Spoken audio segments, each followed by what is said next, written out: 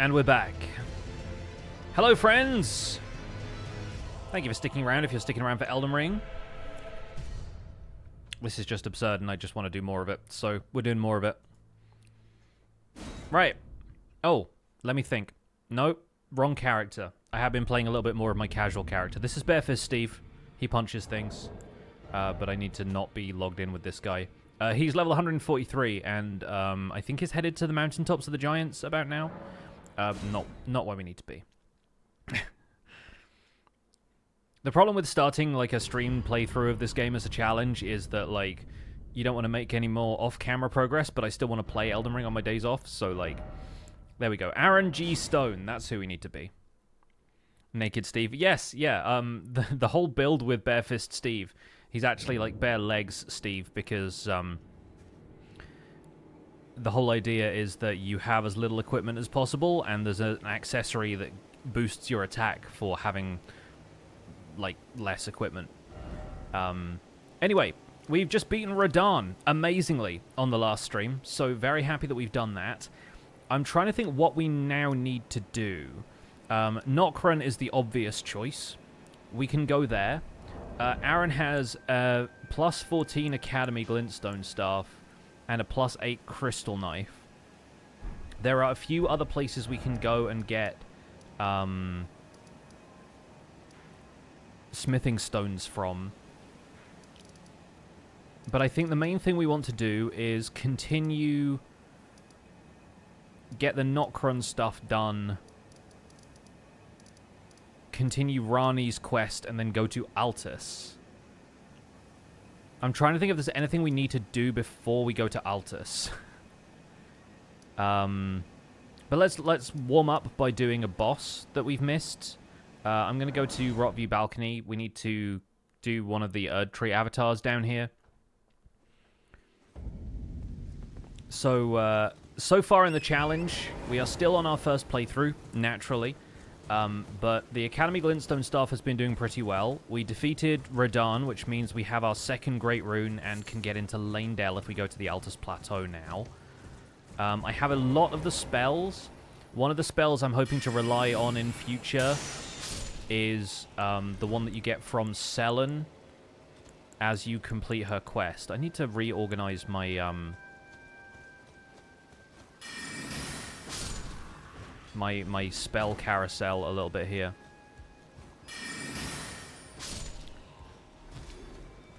But yeah, like Selen sells you Shard Spiral, I think is what it's called, and I desperately want that one because it's really good against some of the larger bosses.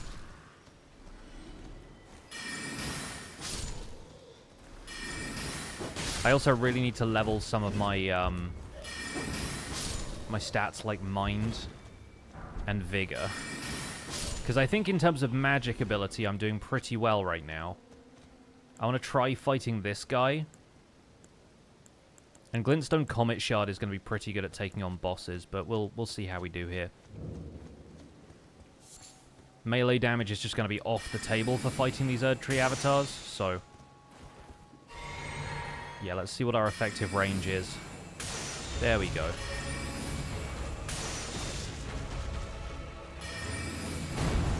He's not going to be able to hit me from there. Main thing I'm concerned about with this guy is his jump attack, because that means a lot of Scarlet Rot as an environmental hazard. So I'm trying to stay outside of the range of that, because the best way to counter that is to roll around him, and I don't want to get that close. But he also does this thing where he walks backwards, which is pretty easy to just follow him and cast spells. So, I mean, get wrecked, Sonny. No Zero about Elden Ring Soul, just lurk around. Yeah, no worries. If you want to just hang out, that's totally fine. So yeah, at this point, I think we're doing pretty well as far as battle options go. I'm pretty heavily leveled for this area. We could go to Dragon Barrow and do some more stuff there, but I've not really done much in Dragon Barrow, aside from kill Greyoll. The other place we could go is Celia and start Millicent's questline, but I honestly don't know how much we need to pursue Millicent's questline to really get stuff done. We haven't been to see Prawn Guy yet, though, either, so you should probably do that. Just so that when we go to Altus Plateau, we know where to find him. Like, we haven't done the stuff for Raya. And I don't know how much we want to do of, like, Volcano Manor and whatnot, either. Like, I'm so... Excuse me, I'm so used to having, like, a holistic approach to playing this game, where I want to go everywhere and do everything, that I've not really been thinking of it in terms of, like, what's necessary for a playthrough? What do I really need in order to beat the game? And so right now I'm really doing this as a, like, let me just mess around and play, do whatever, see what comes naturally. I think in future we will start streamlining these to, like, what is the bare minimum I need to do in order to beat the game?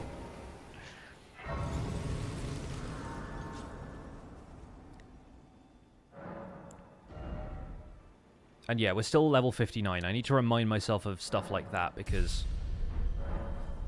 when I go back to playing Barefist Steve and I'm suddenly incredibly overpowered, it's kind of like a power trip that I need to shake off a little bit here.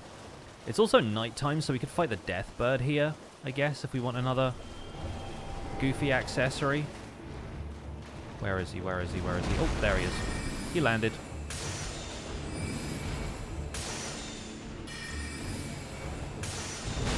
Ow.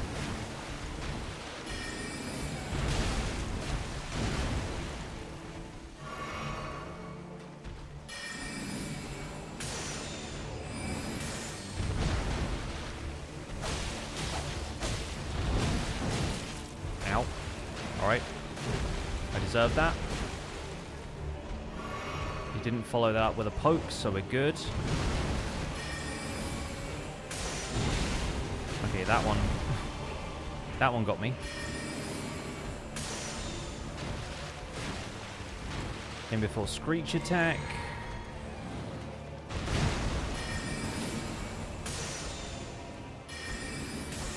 Oh no, okay, fine. Ah!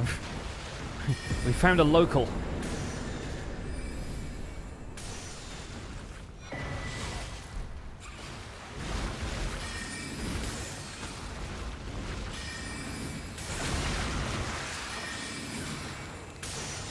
Get wrecked. Okay, so a few extra runes from that. Not too bad. And, yeah, we need to be headed there for Blackguard's little hut. The Prawn Man.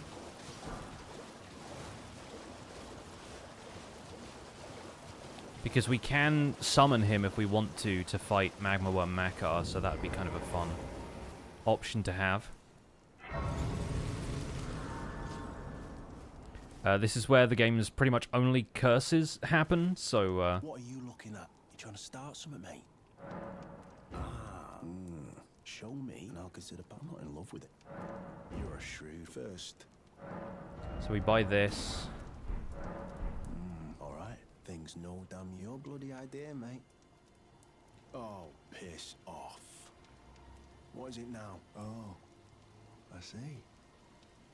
You want some of me prawn? Alright then. I could be persuaded to sell you some other bits too. So now he'll sell us boiled prawns, which are good for boosting damage negation, I guess. But it ain't my fault. Anyway, lucky she ain't died on the bloody... You're tarnished, can you see it then? I can't see it. Makes no bloody sense. Cruel bloody joke. Maybe something went tits up with it. The Erdtrium say. Never met someone with a taste for prawn I couldn't trust. We'd make good mates, I reckon. I'll be seeing you. Alright. So now we have a new gesture, and we'll also meet him on Altus Plateau later.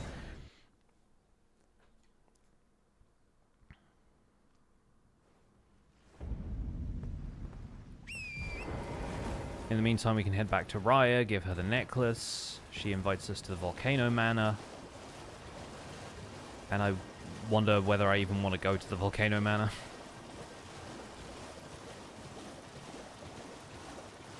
Might be worth doing just for the runes we'd get from beating Rykard, but... Oh yeah, thank you, kind. Did I forget? I seek. You are very brave to steady such. Please. Alright, there we go. Most time you on a volcano. Oh, this land, but the live instead at the base. It was I have faith in. I do. Okay. Now, question is, what else do we want to do before we go to Altus Plateau? I have a feeling there are a couple of bits and pieces that would be worth doing, but I cannot remember for the life of me what they are right now. We've done Rani's quest up to the point where we've fought Radahn. We need to go into Nokron. And we could do the thing where you free Blythe, I guess. There's not really, like, much point to doing it besides just some extra dialogue.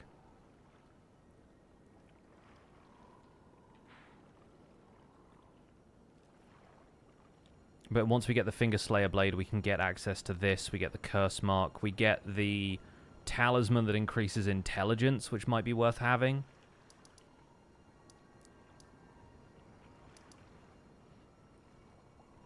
I guess while we're here in Liurnia, I could also go and do this to get an extra... an extra memory stone. I feel like spell slots are going to come at a premium. Could do with that Talisman IRL, dude. Same. We've already fought the dragon, so we don't need to worry about this part.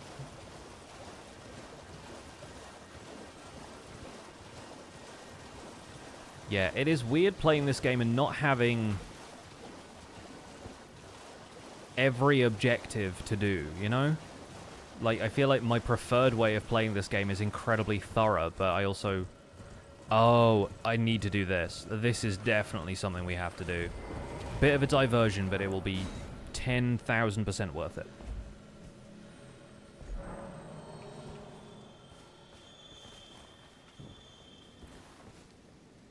Provided, of course, that I can get through this area relatively unharmed.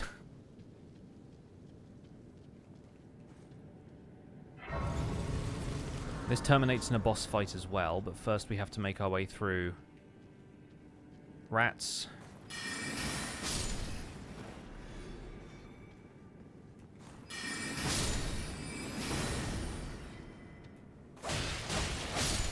And sorceress.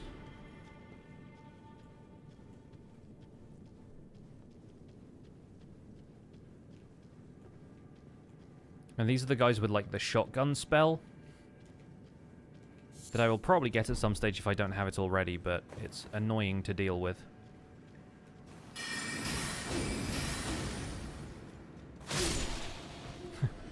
He was looking at me with one of his heads.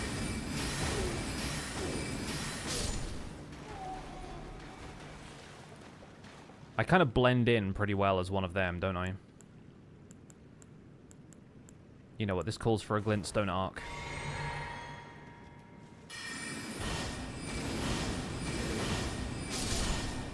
Heck yeah.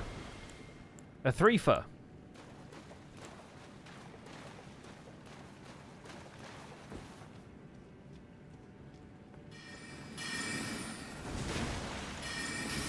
That's right, I can roll and you can't. Absolutely destroyed, dude.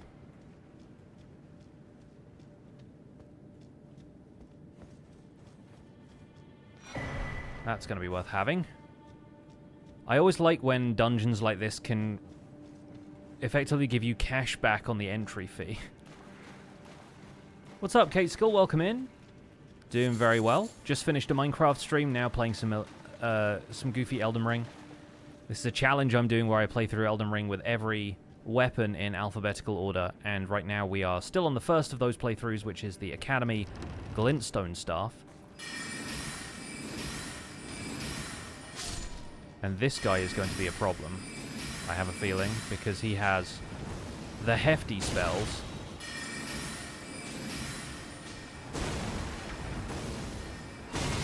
And tends to chain cast them a little bit.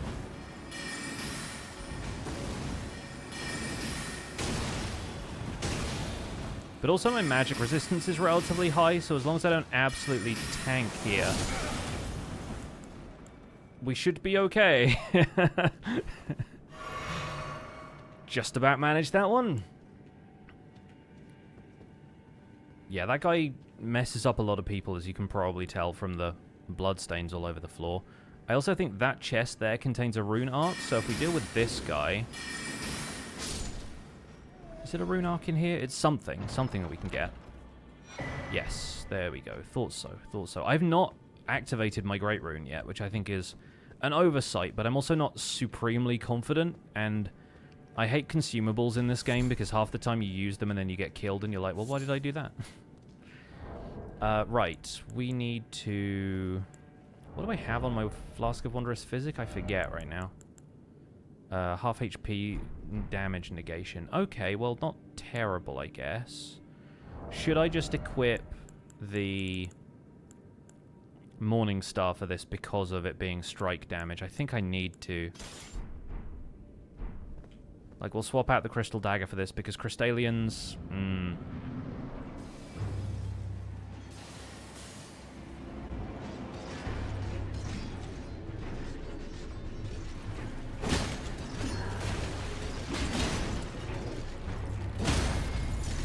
We need to get these guys taken care of swiftly.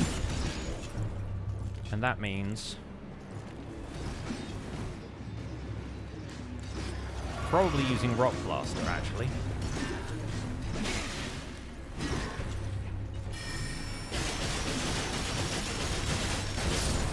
Nice. So that works pretty well. We can stand behind the statue here to regain our mana. And...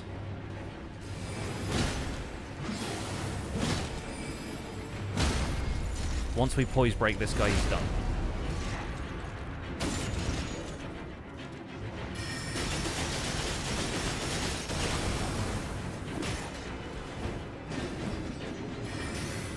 Swift. Nice. I want to be able to finish them with the staff if I can. So that is a spell we're probably not going to use because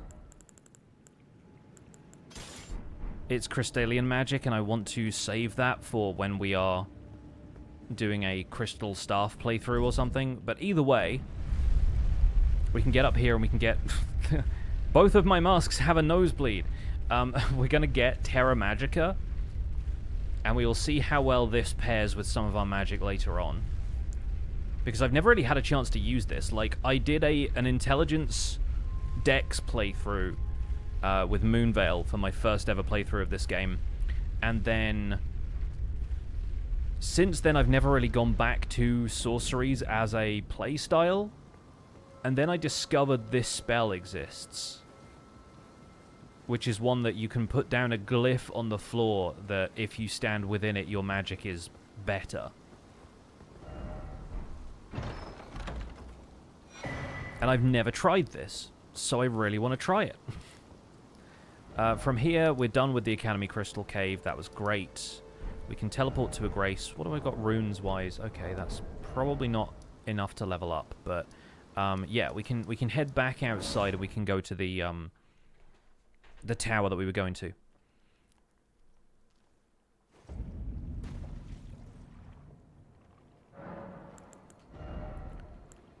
Because I think this... oh, only uses one spell slot. Okay, that's cool. So yeah, raises the magic strength of those within the sigil. And yeah, the reason it's up on that tall tower is because apparently they used to cast it over the entire academy at one point. And that would just enhance everybody's magic and allow them to do stuff that they weren't normally capable of, which is such a cool idea for a spell.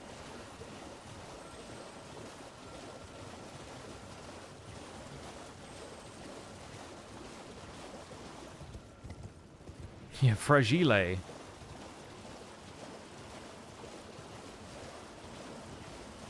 Those Crystallians are a little fragile. Oh, there's another Grace here, huh? Don't know if I ever get this one normally. I don't tend to come through the lake this way.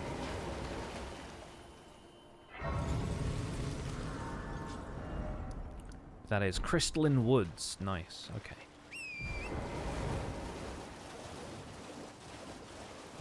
Oh, and there's a gazebo here.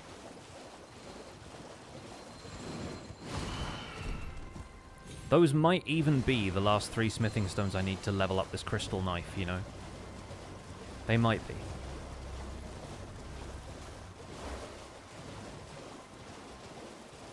But we're heading for the tower. Oh, the lobsters are out, of course. I also never, like, I don't tend to shoot down these balloons all that often with the puppets attached to them, but that was something I did a bunch in my first playthrough. Like, I bothered going around and, like, using a spell to pop the balloons and get all the runes from that and everything. These days I just ride past them. Never able to say garbage correctly after that, right?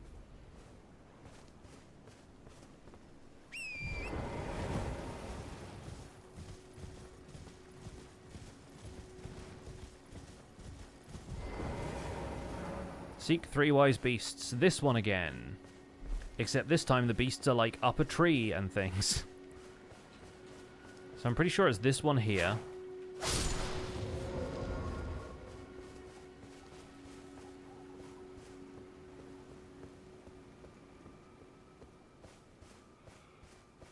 This one here. Alas, poor turtle. And then I think there is one that's like on the rocks down here somewhere. But I don't want to jump off there in case I die.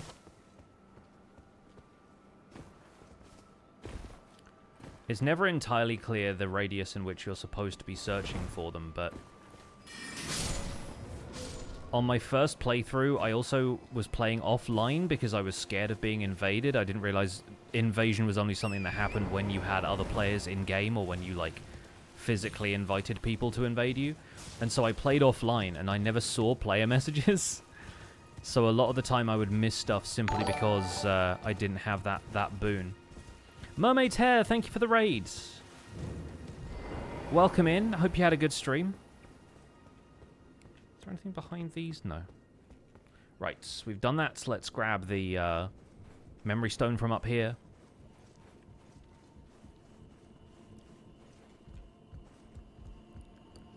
Okie doke.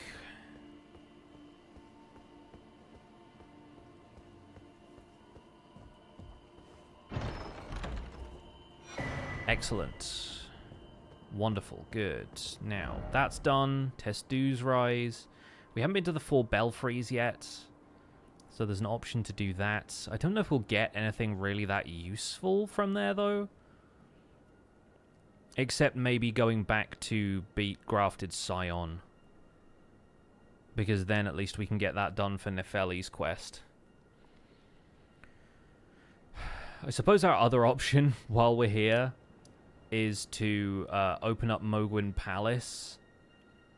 But then that kind of involves going to Altus to complete the quest if we don't want to just invade people. So yeah, I might wait to go to 4 belfries until we need, like, the blood of a maiden or whatever, because we can do that later. We haven't been up to the village up here to fight Vike. There is also Ainsel River. We can go and fight the Dragonkin soldier. There's so much stuff, but I'm like, what is really necessary right now? What do I want to do? What do I feel like doing? Usually lurk but start to stream. We'll lurk for a while. Hey, no worries. Enjoy your lurk. Thanks for the raid once again. So yeah.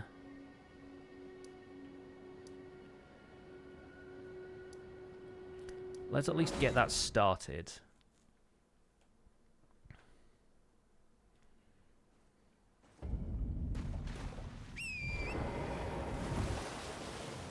Just so we can, I don't know if we're going to fight Mohg at any point during this. Mohg is probably going to be the boss you need to fight before it will let you access the DLC. Just judging by the warm-up to the DLC. I'm not sure if they've confirmed that anywhere. But, the main reason to get to Mohgwyn Palace is just to be able to farm those birds, which get us, like, easy levels. And I honestly think I don't mind cheesing for easy levels, considering that there are some playthroughs in which we might desperately need that option. Anyway, this Sanguine Noble here is going to go down pretty easy.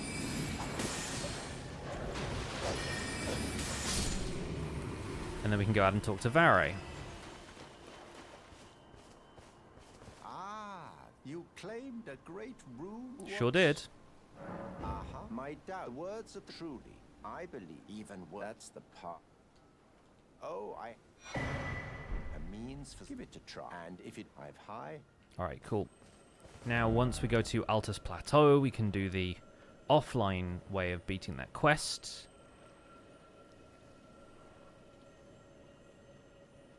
They confirmed you need to defeat Mohg. Okay, cool. Yeah, that's good to know. What else changes once we reach Altus Plateau?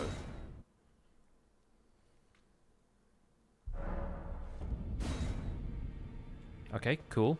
Good. You haven't gone to... Well, just as long as he doesn't. Go to killing those is a path.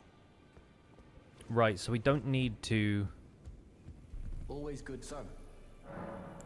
Dee was telling that he discovered the centipede. As long as then we maybe if only I could send if they were like lately of falling and so I just wanted to since you're so Okay, we have that part done. Again, I don't know if we will want to do much of Fia's quest line. I am pleased. Would you like?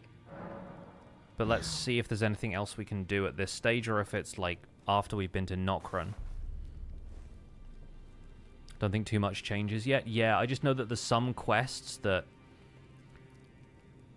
change a little bit or aren't accessible once you get to Altus. My dear, might I? Could you please? There we go. That's what we need. A certain. It's a very. So I would.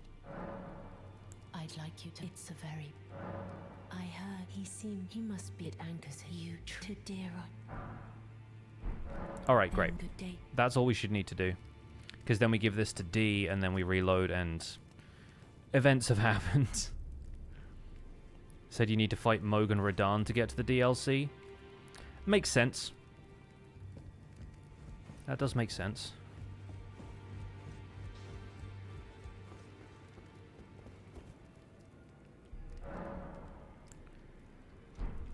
Alright, let's give this to D. Go to Gurran. Killing those is a path.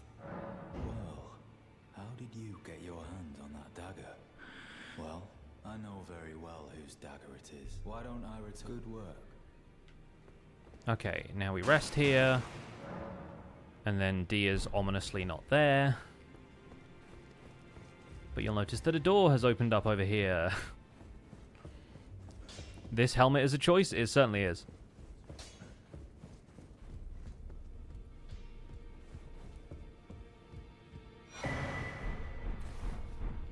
Now we have more choices of helmets. Finally, it is returned to its rightful place, the stolen Hallowbrand. And now, though I ask you to deliver this message, I am Fia, deathbed companion. A posing. Crowned table. Disturb not the death of Godwyn, the exalted. We who humbly live in death, live in waiting. What right does anyone have to object? Our Lord will rise. And then she was gone. Congratulations, we have ended one quest line. And now we have D's bell bearing. D's bearings. If I set myself any minimum requirements to complete each run, use this weapon, or use whatever the weapon is that's part of the playthrough as early as possible, ideally, and then beat the game. That's basically it. I want to keep the main weapon equipped at all times. I don't have to use it to beat like every boss or anything. I just want to like beat the game, and whatever your like sidearm is can still help you. Like I don't want to limit myself to like only using a staff, especially when some of the enemies in the game are vastly resistant to magic. I'm fine using summons if it feels like it suits the character. There'll be definitely some playthroughs where I don't, and I haven't even used these that much. I just started with them. Yeah, there aren't really too many restrictions other than just try and acquire the weapon as soon as possible. And if I can't, I may be sticking to like starter gear, and like, so for the Alabaster Lord's Sword, the next one, I am going to have to get to the Lake of Rot, but I might start as you know, a certain character build, just stick with my starter equipment, level that up, try and get as far as possible, get to the Lake of Rot if I can, and then maybe respec or whatever else, like when we get to that part. I'm not sure how that part's going to go yet, because getting the Academy Glintstone Staff was relatively easy. But we'll see how it goes, right? Anyway, can I upgrade the Crystal Knife now? Sort of a naked and scared run? I mean, kind of, but also we'll see. Like, there might be some situations in which I'm like, yeah, you know what, I need a better weapon than this in order to just get to the other weapon. And I think at that stage, if it means that I can get myself to the weapon that is going to be the star of the playthrough faster, then I still want to be able to do that, you know?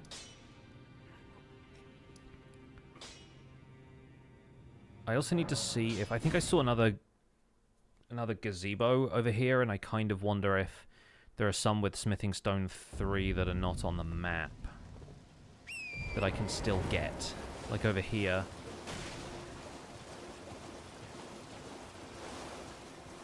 Or maybe it was a little further back, but there were lobsters nearby. I remember the lobsters, much as I want to forget them. How many weapons are there? Yeah, 300 and something. 307 or 8 or something. There are probably going to be more after the DLC as well, so we'll see if we recalculate that. Later on, I have given myself a small caveat that I may end up, like, combining playthroughs if it makes sense to do so. Okay, that's Smithing Stone 2. That's not helpful. But yeah, I might start combining playthroughs if it's like the Carrion Glintblade Staff and the Carrion Sword or something like that. Then maybe I'll do just a Carrion Knight playthrough and combine the two of those.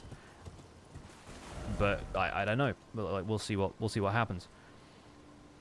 Where do I need to go from here? What do I need to do? Let's do Nokron. Let's just go to Nokron. If I am short for things to do, let's just follow the quest lines.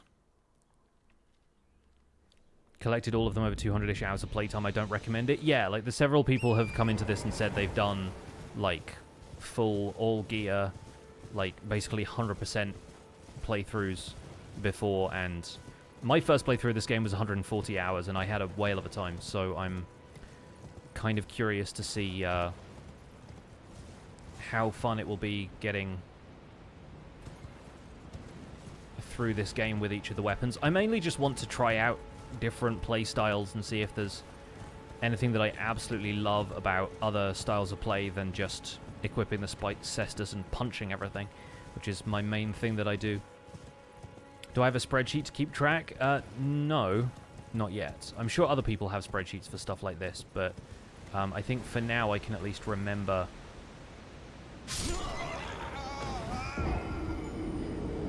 Yeah, don't jump down this part. That's one of the things to remember. Yeah, I can remember which weapons I've done, like where we got up to, kind of thing. Watched a few of your first streams with yes, lawyers Hatsune Miku. Yeah, it was a fun. The co-op stream has been one of the things that absolutely cemented my love of this game. And who knows, I might end up doing a couple of these playthroughs as co-op streams with other people if they're into that, you know? Like, I genuinely would not mind starting, at least, as a co-op playthrough. And if I want to continue it after that, then I'm sure whoever it is would not mind. There we go. That's the stuff. Now we jump down there. Yeah. Cool. Saying about going to Altus, you get Smithing Stone Bell Bearing too. Yeah, I mean, I don't need to buy a ton of the bell bearings. I'm fine if I just find them. It's just about where I find them through the course of, like, normal gameplay. There might still be some down here, but I think this is mostly, like, Ghost Glovewort and stuff, because it's underground, and underground stuff is mostly summoning plants related. Oh, okay, hop down here. Is there anything back there? Don't think so. Sleepy Grease. What's my favorite weapon or weapon class? So my main character right now is a very fists-focused playthrough, so Spiked Cestus is one of my favorites. I like just being able to punch my way through games on occasion, and the monk playstyle is one I absolutely love from playing Dungeons and Dragons, so honestly I would probably say that, but frankly I love a lot of other stuff in this game. Like, katanas are also really fun to mess with. How magic resistant are these things? Okay, not very. Cool. I think they're also vulnerable to lightning, but I don't have any lightning spells. Those tend to be more like... The elemental stuff is usually incantation rather than...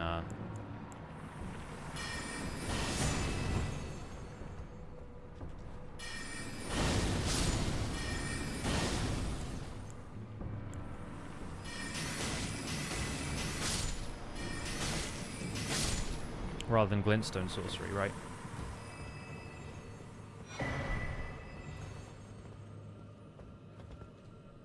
Love the katanas and Guts greatsword, of course, with Lion's Claw. I've never played with the greatswords, and I didn't really know the significance of it until I spent a little bit more time in the Elden Ring community. But yeah, some people absolutely love the fact that you have the Guts sword. Ah, I need to stop waiting around for these guys to spear me.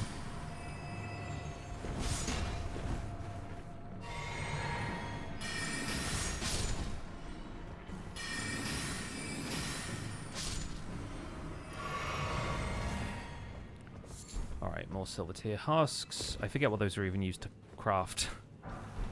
More golden runes. Is there anything up here? Oh yeah, more. More bird poop.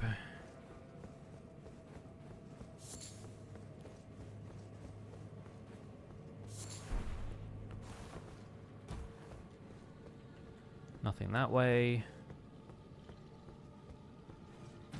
Or if there is, it's not at all relevant to us. Let's hop on through here.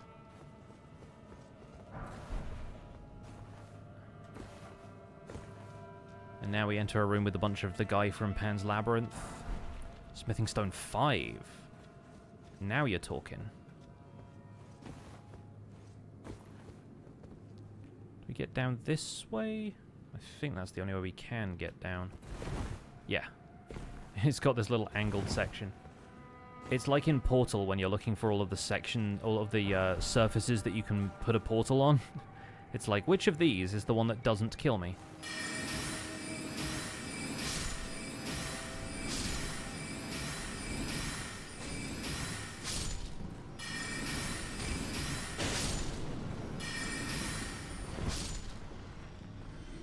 Nice, good fight. Let's grab whatever this is as well. Sure. Thanks for that. A grace.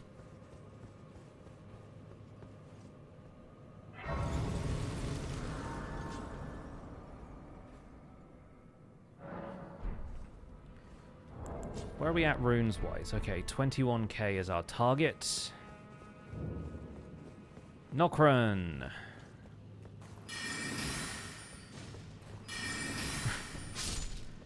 When you hit a guy and then it turns out he had a shield the whole time. He's too busy picking glove wart, apparently.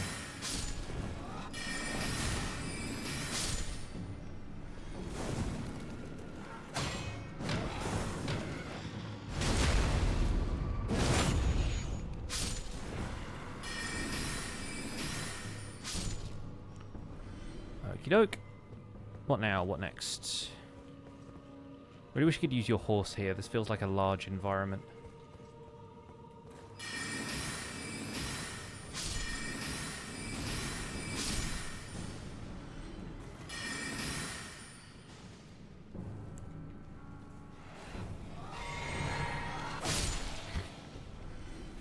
What if he's got a pointed stick? Is there anything back here? No. Is the rainbow piece behind me a projection or an art piece? It's a set of nanoleaf canvas panels that the chat can control using channel points. So if you want to use channel points once you've acquired enough of them to change the colors of the lights in my office, you can. There are a bunch of pride flags and different colors programmed into it, different scenes from Minecraft, which is what I normally stream. We don't specifically have an Elden Ring one, but maybe that's something I'll do later, I don't know. The Grace of Gold. This is more glove wart, but I have a feeling there are still items in these occasionally, which I wouldn't mind having.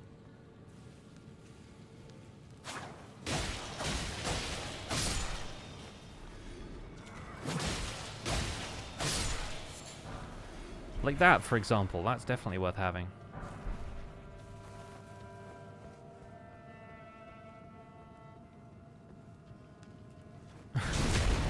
When you can see other people walking around with massive hammers. It's like the duelist hammers.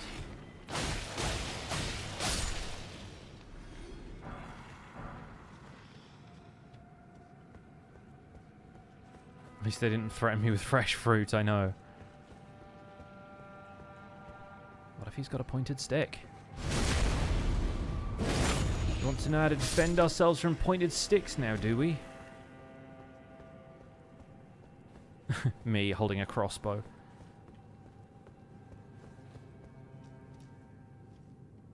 Marika A posing.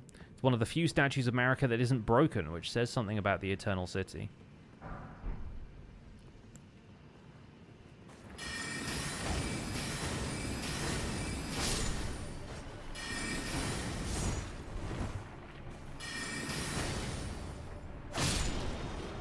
Nice. We're also going to grab this and then run away immediately, because otherwise we get dropped on. Okay, we all know what's going to happen for this fight, don't we, folks?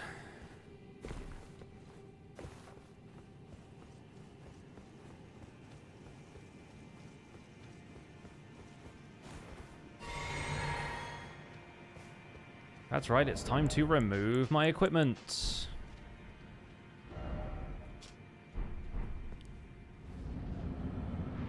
I'm a member of the LGBTQIA community or an ally. I am in a queer relationship. My partner is non-binary.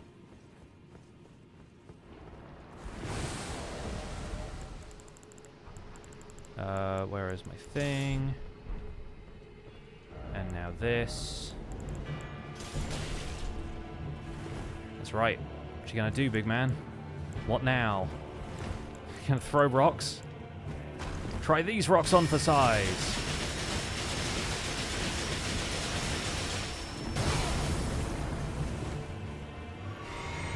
So this is the Mimic tier fight, for anybody who hasn't seen this before. It basically creates a duplicate of your character, which is often a lot better at using your skills and weapons than you are.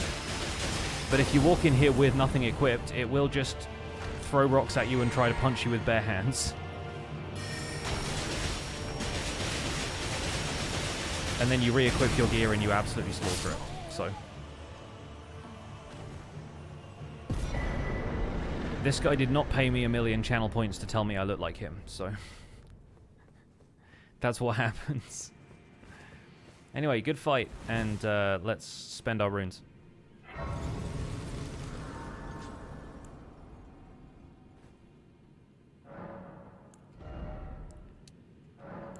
Definitely go with a little extra vigor for this.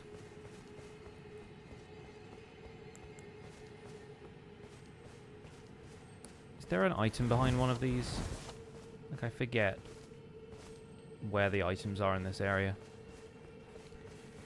How did you all figure out the unexpected explosion in Minecraft SOS? A bunch of people had fake coins and we just went around reviving people. But yeah, since none of us knew it was going to happen, aside from the pillagers themselves, it was a fun challenge, shall we say. Somber 5, okay, not bad.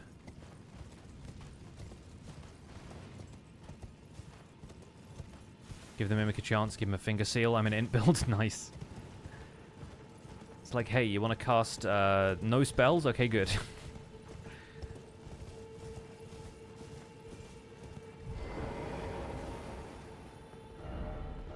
Try right. No jumping ahead or death. So my choices are or death. I'll try the chicken then.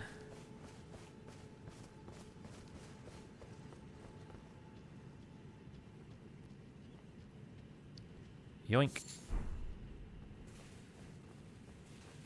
I do enjoy when it gives you, like, the little smoke trail on those items that kind of declares them as uncommon or whatever. And then it's just a crafting ingredient. It's like a butterfly or something. And I'm like, what was I supposed to do with this?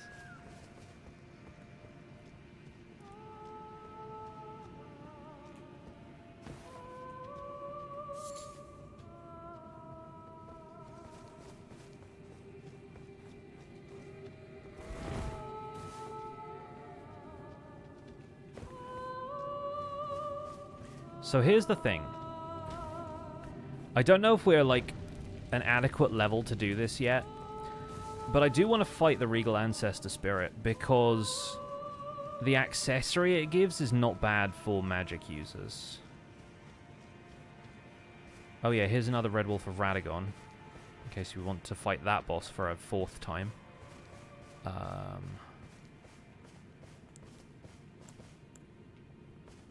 Do we just Comet Shard it a couple of times, maybe? If it's going to let me, then may as well, right?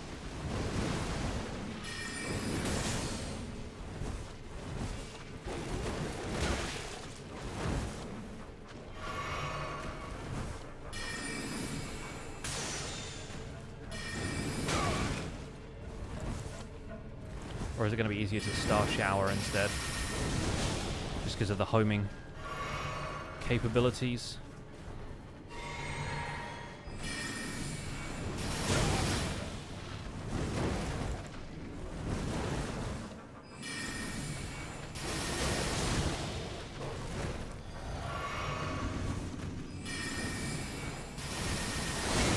Oh, it does still have Comet. Okay, fair enough. Maybe it only uses it for, like, the second half of the health bar or something? I wasn't clear on that. Oh, that didn't work.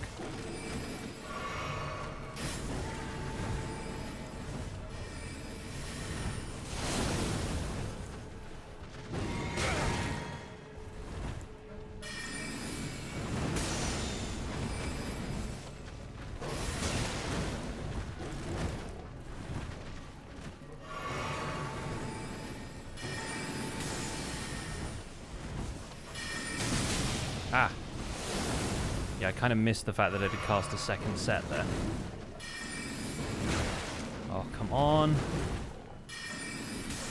Problem is I'm casting kind of slow, even though Radagon icon should be speeding that up. Oh, yikes. Alright. That's me on the last legs then. Just. Oh, GG. Thank you for the flasks back. Alright, now that enemy should not appear anymore, so we don't have to worry about it coming around this way again. We can always head back to the Grace if we need to. Oh, I sweat that fight. That was not fun. And yeah, we got the bugs around here to fill our flasks back up, so let's do the smart thing and drain those before we bother with this.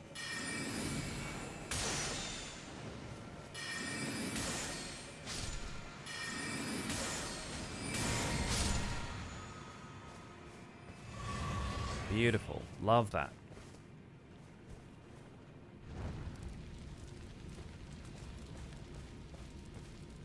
Now then, we've got that done. Is there another one up here? I can ride around here, so I probably shouldn't do the whole section on foot. Yeah, there's one up here. Cool. Oh yeah, this is where all the rats are just kind of hanging out. Gonna get you.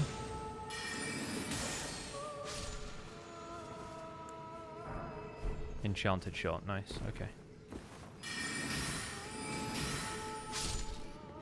Get pebbled.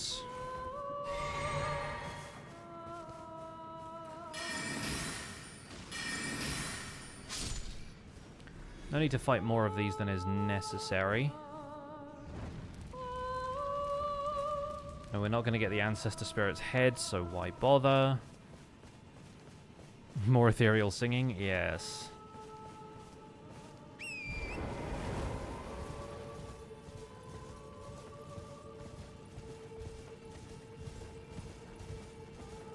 So I think that's 4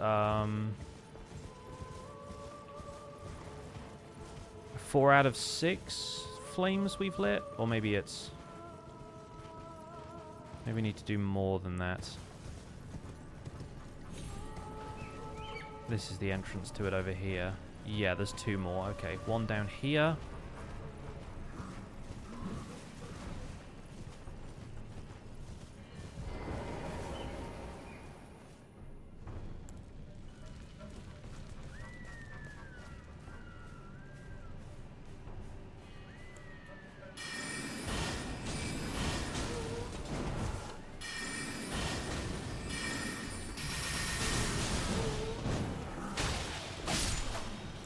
Yeah, these folks have a lot of poise, and that's a concern right now.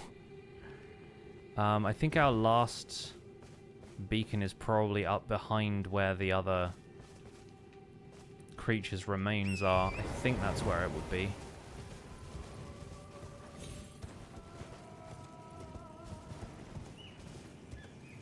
There's a few more items around here that I'd like to get just in case they are worth getting. Yep, there it is. It's like right here.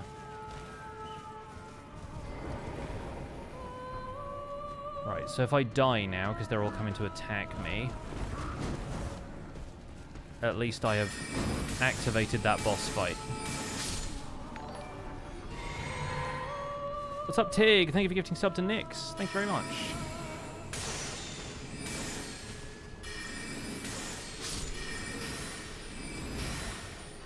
Oh, gosh, I just walked straight through that.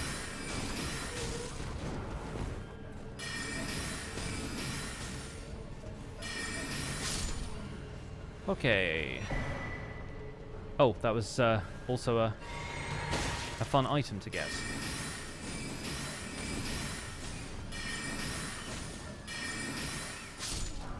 Nice. All right. And we get some flask refills on that as well. Very good. Let's see if I can sneak these items instead of having to fight people to get them.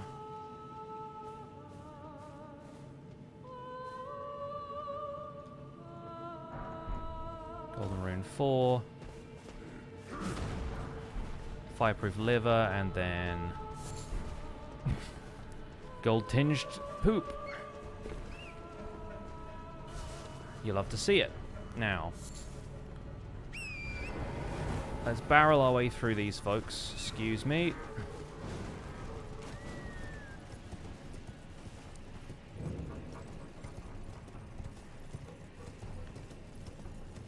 I don't know if I am the right sort of level to be doing this fight, but let's find out, shall we?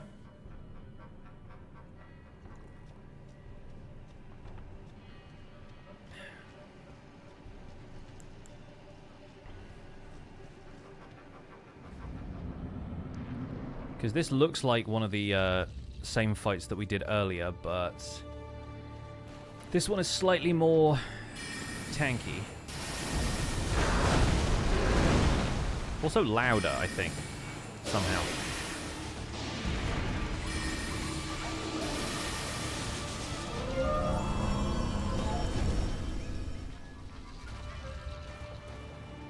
It also has a way of getting health back, which is one of the most annoying aspects of it.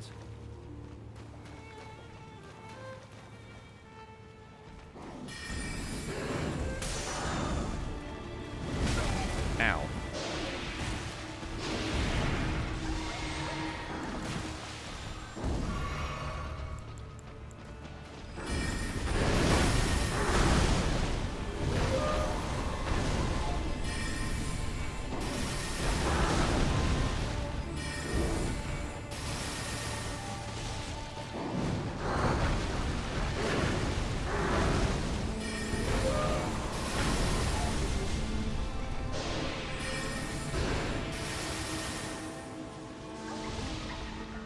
Okay, not doing too badly so far, but I'm worried about my mana consumption here.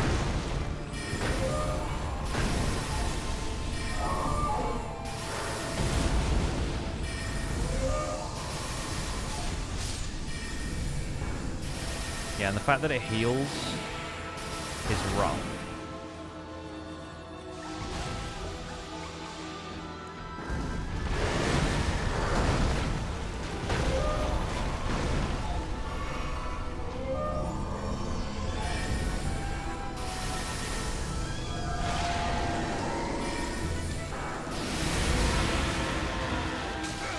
Ah, no.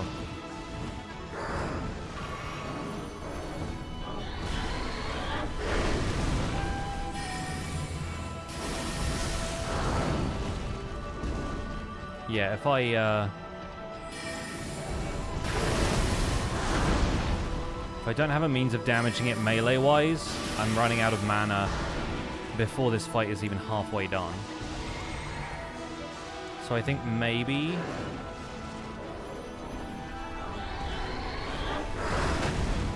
we try meleeing it a little bit.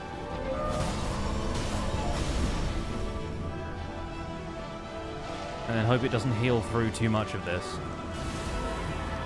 We'll see.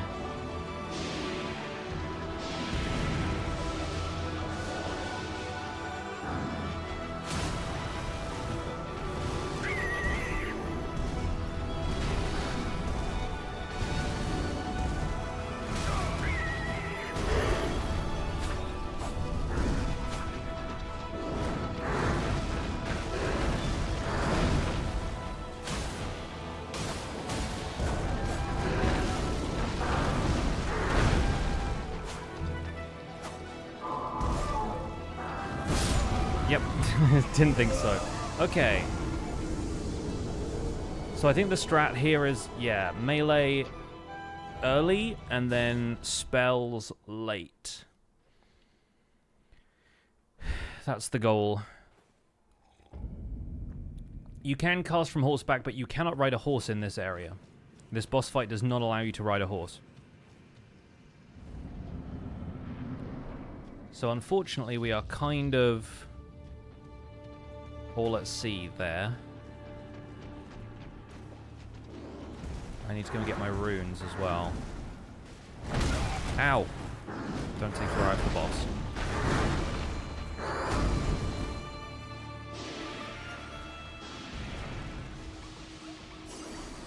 Okay, 13k at this point is not really to be sniffed at, but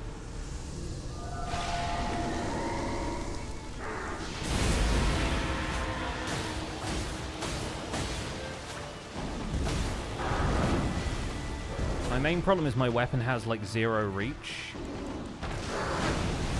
If I'm using the dagger, and I like using the dagger, feels like the dagger is a good accompaniment to my my staff.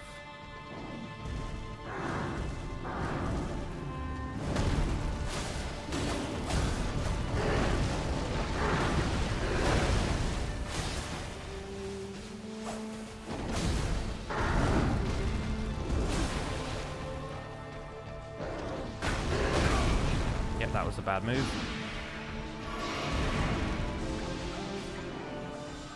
So we've not used any mana yet. The problem is he hasn't healed yet either.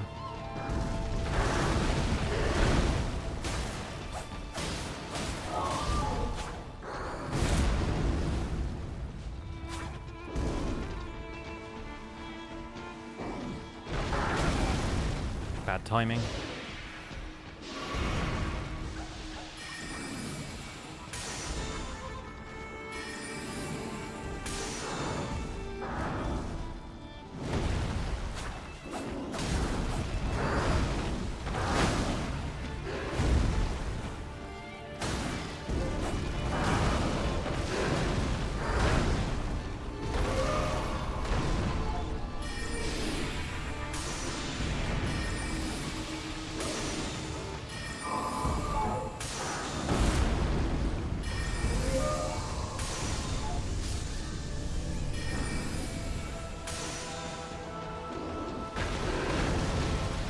Main question I have now is, can I kill the ads in this arena in order to prevent him from healing?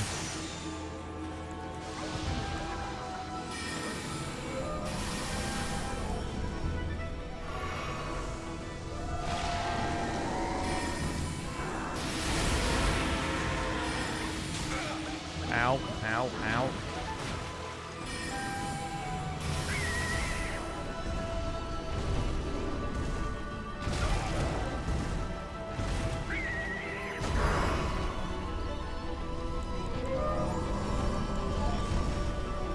Is he gone?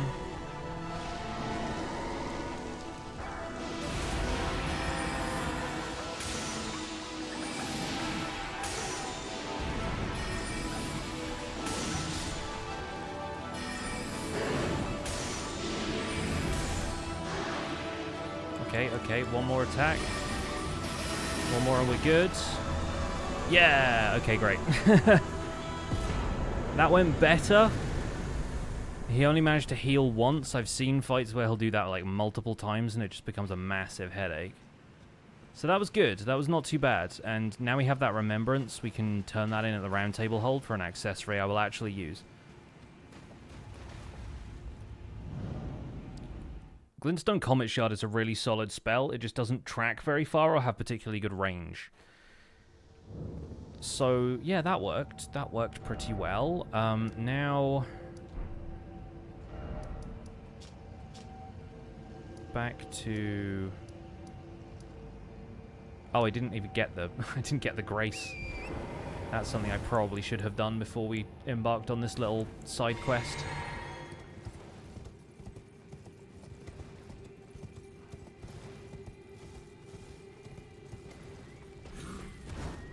Okay, cool. We can get through here. Dodge around some of this. Fortunately, these are the guys who do not, like, snipe you from range super far away like some of the other ancestral follower types do. And if they're still following me around the corner, they are not anymore. There we go. Alright. Alright. Let's put more points into Vigor, because I clearly need it. And, yeah, we'll save the intelligence and mind for the next level up. In fact, I might be able to do the next level up now, depending on how much... I can use Radahn's rune, because I'm never going to use the sword or the bow. So I can cash in his remembrance. Level up twice. We'll get Vigor and Mind, I think. Although... yeah, Vigor and Mind makes sense. We're okay on intelligence. There's some spells that I think need slightly more intelligence than I have right now for us to use. But we're good for the moment. I can also, actually, now that I have that spell slot, I can equip Terra Magica. Could have used that in the last fight, but the boss does move around a fair bit. And I think we'll leave it at that for now. But it's such a cool spell, such a cool concept for a spell. Now then, we have Ancestral Woods. I could go back to the round table hold and get this right away. And in fact, I might. I might also very quickly run to the bathroom since it's nearly 6. We've been streaming for an hour, but obviously we did a lot before this. And yeah, after I've cashed this in, we also get a talisman pouch from Enya, since I haven't been back to the round table hold to talk to her since we beat Radahn.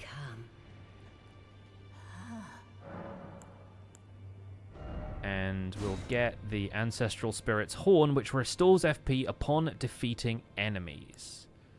Also, the Winged Great Horn we won't need to worry about for a long time because it begins with W. So, let's get that. And equipment. So we can now equip the Assassin's Cerulean Dagger or this, and we get FP recovery from a critical hit or defeating enemies so we could potentially do some fun stuff there. How did Enya get in here? Good question. Something something Orinoco flow. Well, I took you no matter to lay out your arms then. He's like, I took you for dead. I'm like, well, I was fighting Radahn, so I mean, chances were. Right. Give me 2 seconds. I will actually not leave you in here because then you'll just hear Hugh hammering away in the background. I will leave you folks at the Table of Lost Grace, and I will be right back. Don't go anywhere. Enjoy the view, and I'll see you in a minute.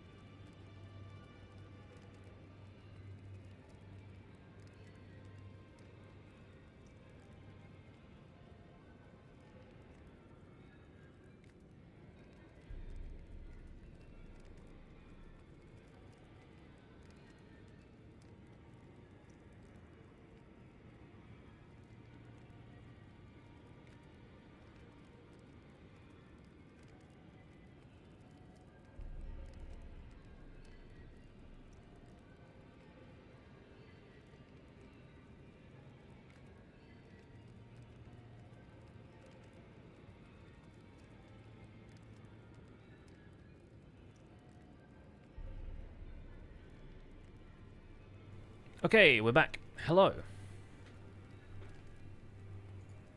Let's pop on in to see what we're up to here. Do I have anything good for the physic yet? Restores half of FP, maybe. I think I'm okay for flasks right now, for the most part. Except in fights like that, where the enemy can, like, restore their HP. Anyway, we'll go back to Shifra River. We'll do the Nokron stuff.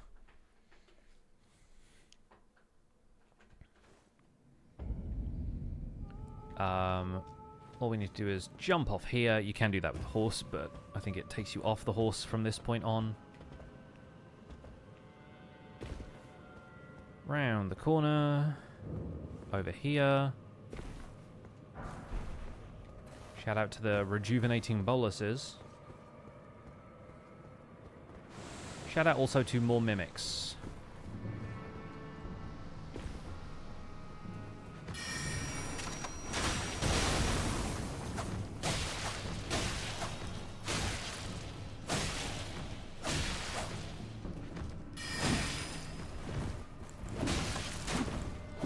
Oh, well, that's awkward.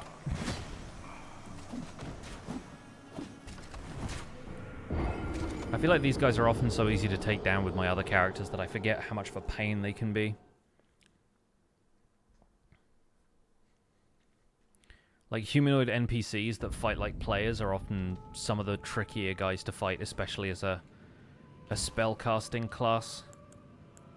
So let me see if Star Shower will catch them a little better.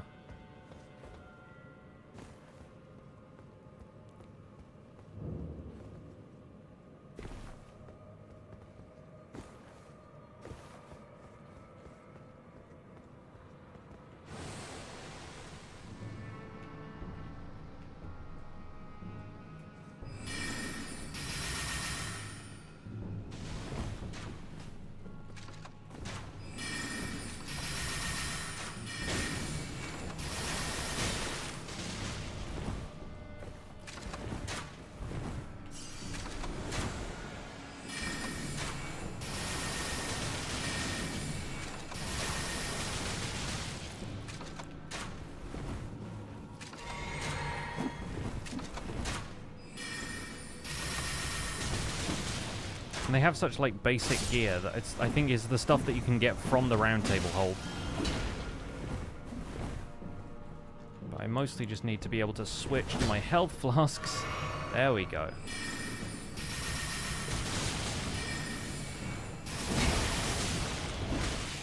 I think one of the reasons Star Shower works so well against these guys is that they roll when you cast it,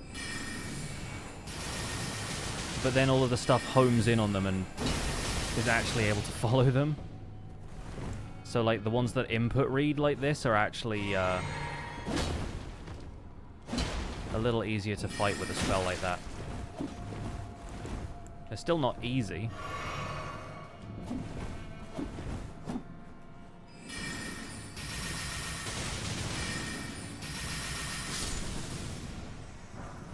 There we go.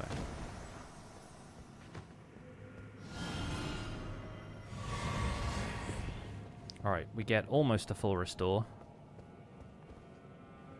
I think there's something around the corner here. Oh, it's a butterfly thing. Well, that was an uncommon item before, so we might as well grab them.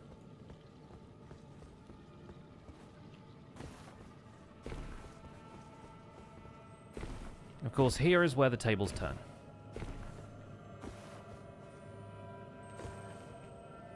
Because here is where we get our own Mimic. Also, the occult infusions become available to us, which I don't think I will want for this playthrough. Haven't really been putting levels into Arcane. But here we go nonetheless.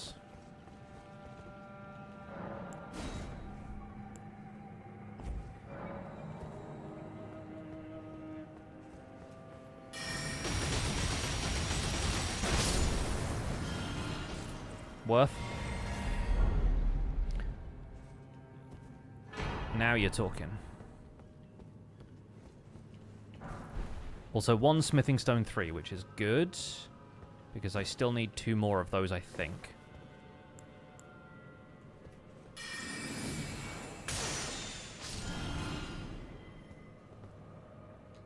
Oh.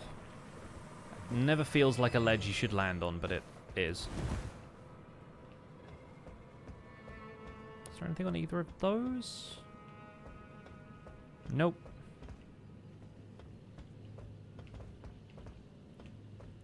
So we'll pop on through here. Grab this. Once again, not likely something we will use.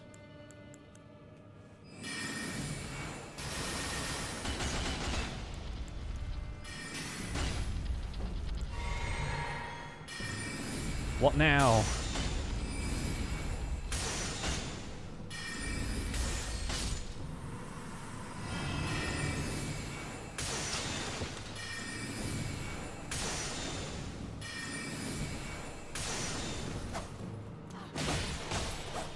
I've got daggers too. You're holding your dagger like a tonfa.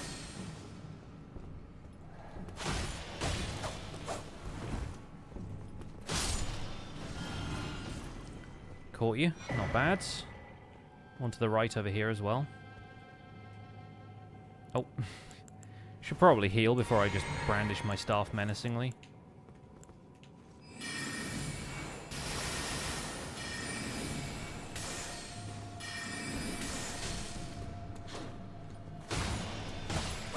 Nice. Pretty good, pretty good. Not much further to go here as well. There's a grace at the end of this walkway, and then just a small gauntlet to run before we can head back to Ranni with the Fingerslayer Blade.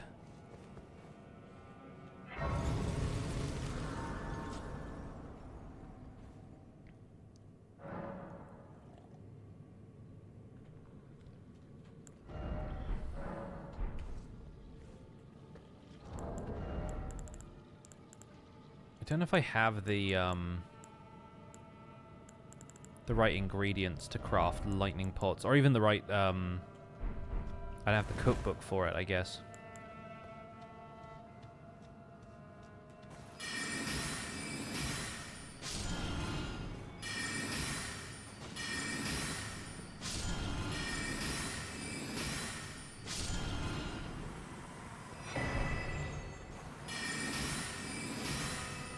I'm still so mad that Celestial Dew doesn't revive killed NPCs.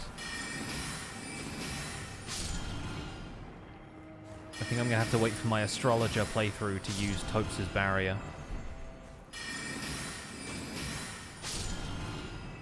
And this one normally turns into a troll, but then... Oh, okay, it still managed to. That's fair. I'll fight you as a troll.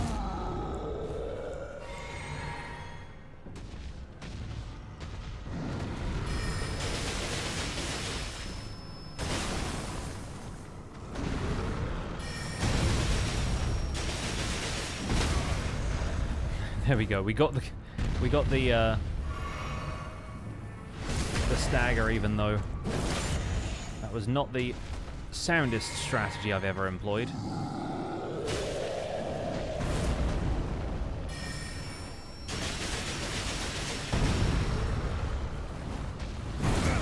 Ow.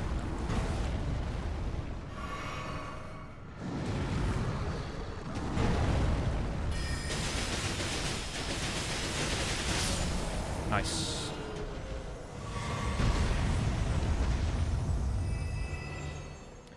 Yeah, that could have gone worse. That could have gone a lot worse.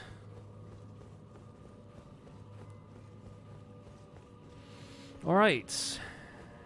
Main thing we want is in here. The hidden treasure of Nokron.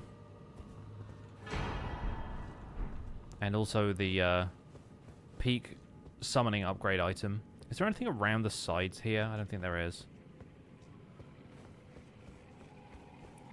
Always check around the back of stuff in this game just in case, but no. 2 messages that probably say, still no item, sad face, or something. Okay, so, having very little to worry about in terms of Celavis's questline because we've already given the potion to Gideon, I think we just make for the top of Ranni's tower.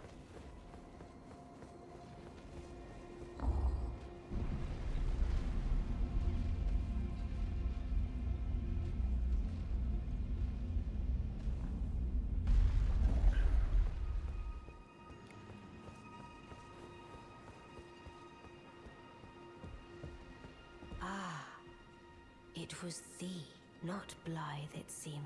Even in my slumber I sensed it. It is in thy possession, is it not? My thanks. Soon must I begin my journey. Ah, take it. Thanks, I will. My discarded flesh lieth beyond the seal unlocked by it, upon which is carved the curse mark of thy desire. I can fathom what thy purpose might be. Neither of us is welcomed by the brighter path. I see. You may leave now. It was but brief, but thou gavest me fine service. What is thy purpose? You may leave. I too am. Alright, peace. We did it!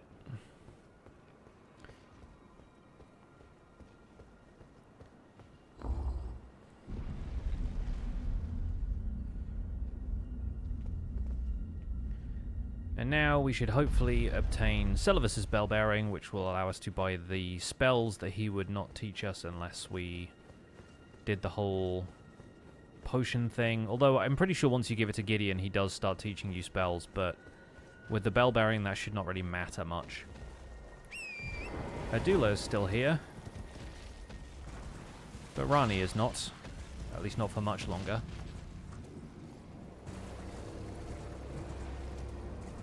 Also gives me the opportunity to cosplay as Ranni, and now that Renna's Rise will be open.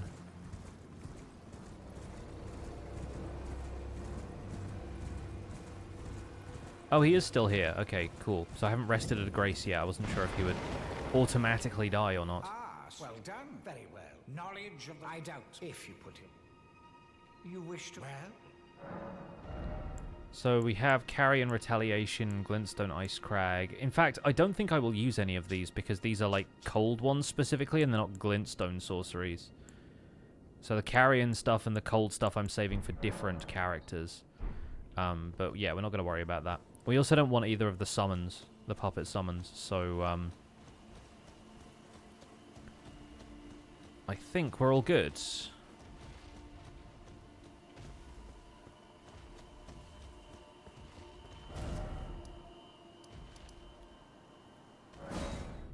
then Pidia won't die until Celavis does. Which of course implies that Celavis is also potentially a puppet.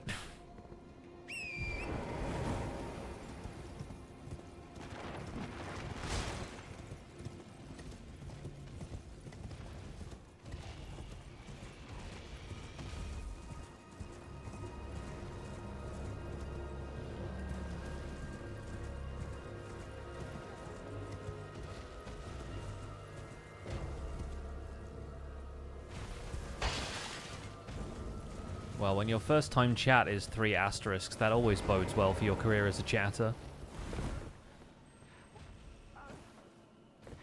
Stop. Please stop. You're my puppet. I love you with all I have. How could you forget?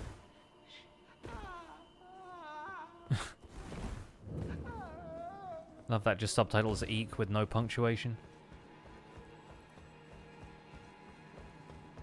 Oh, we already got this. I remember.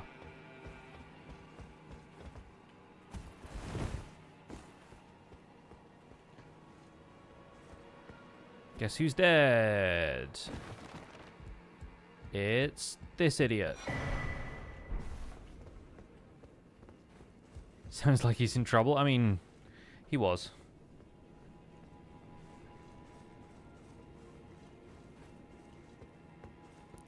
Now then. If we drop off here... Is still viable?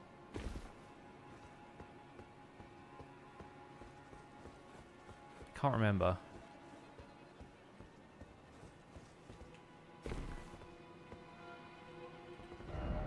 Is that a different part? Oh, maybe it's over there? I know there's weird routes around this this house on occasion. But no, this... Yeah. Slumbering eggs.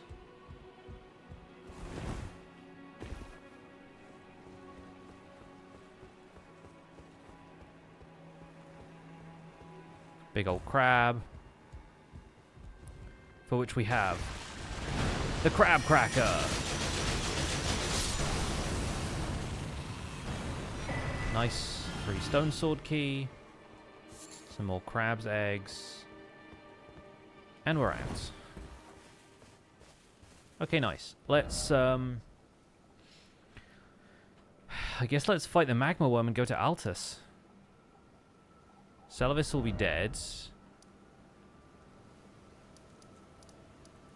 Although maybe I need to just go and get his bell bearing anyway. Does Slumbering Egg also feature an animal world? I mean, it could do.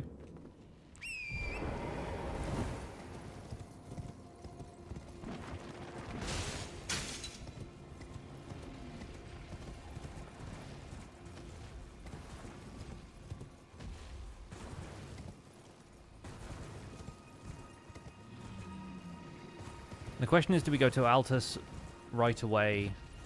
Do we go via the Grand Dectus lift? Do we fight Magma Wyrm Makar? There are so many options.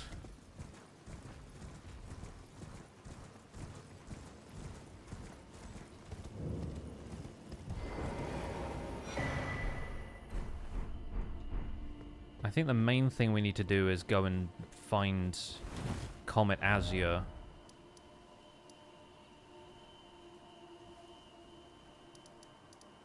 And then Selen gives us the key to go and find Lusat.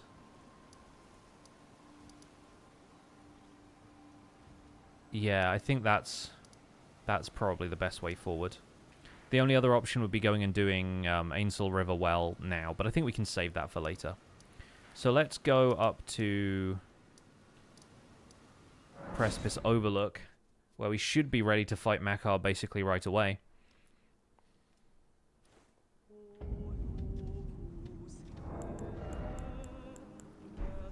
Depending on whether or not I want to spend more runes. Do I have enough? Oh yeah, I think I can probably ditch these runes, level up once, and then not worry too much about my runes in here.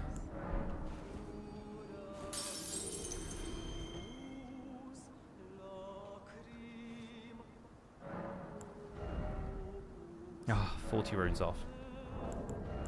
We'll do one more.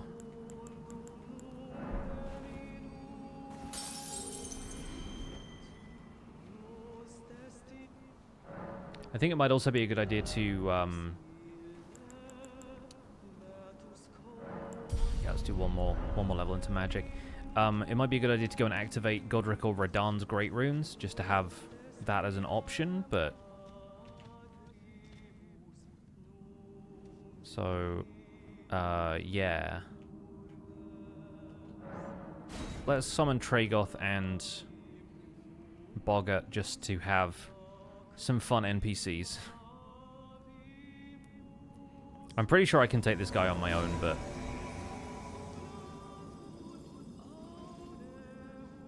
This guy gives us a friendly wave, even though I'm pretty sure we get that from summoning him during the Radahn fight, so...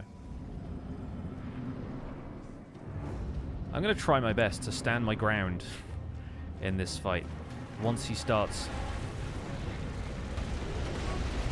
turning the floor into lava.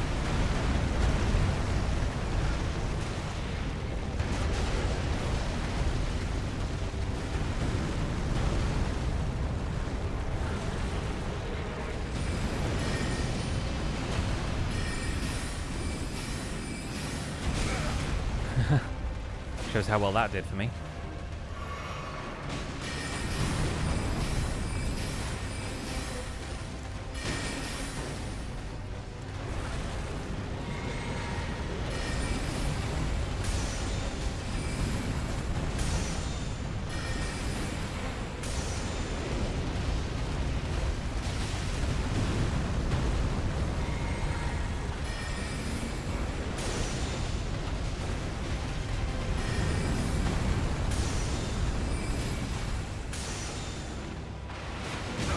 Ah.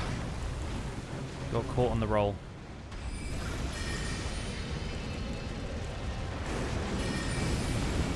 That actually casts way faster than I expected to, which is nice. Oh, and they drew aggro. Perfect.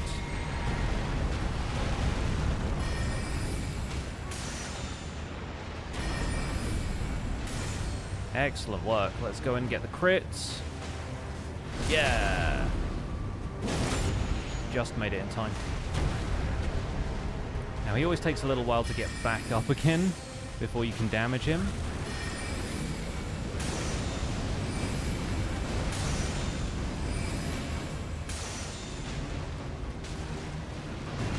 I think we're pretty set up here though.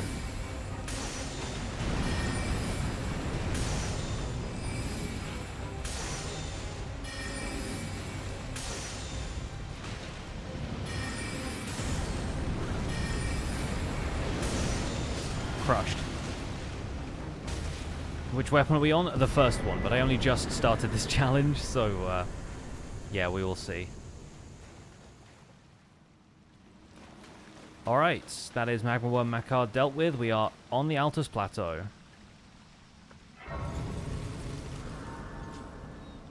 There's a couple of things we need to do here.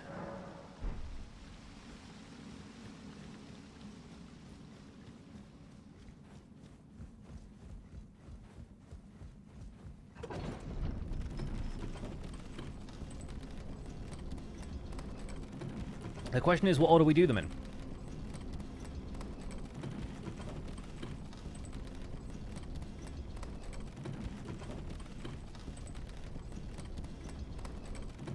It's a really interesting challenge. It sure is. It's given me a lot to mess around with on my first playthrough because I haven't done a pure sorcery build before. And the Academy Glintstone Staff is one of the better ones in the game, at least for mid-game. I think a couple of other staves do outpace it slightly later. But it's also been fun picking a weapon that isn't Moonveil that's good with intelligence builds. So I'm having fun with it so far. Oh, we can talk to Melina again. I think I've heard this dialogue before, but... The Erd Tree is close? Yeah. Mm-hmm. Only a little further till it takes me back. I was born at the foot of the Erd Tree, where Mother gave me my purpose, though now I have to ascertain for myself the reason for which I live. Cryptic, mysterious, the usual. So from here, I guess we're at least going to go and get the map. Say hi to all of the Omens and Ancient Dragon Lansseax, I think. Ancient Dragon Lansseax. Where is the, this guy? This is the guy I want. Excuse me, hello? Yeah, that's the one.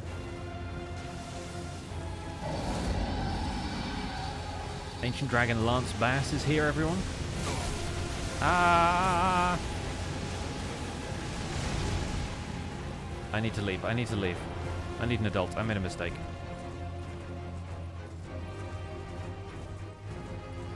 I'll see you later.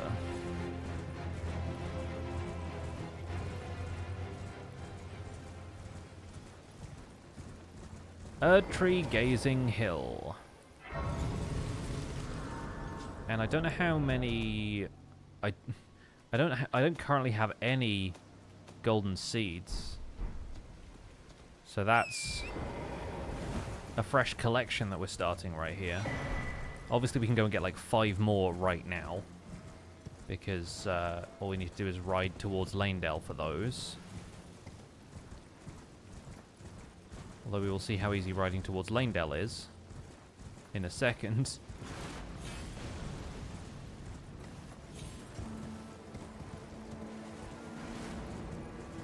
These guys have a lot of like incantation stuff, I'm pretty sure. Like there's a few of them that have like the dragon magic or lightning magic ones. So we're not going to worry about that just yet.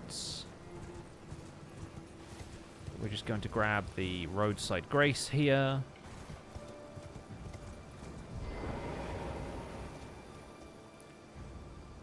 For a race that was exterminated by the Golden Order, there sure are a lot of dragons left alive. Well, when their leader is, like, basically behind a storm that controls time or whatever, you can kind of see why there are still a few of them around.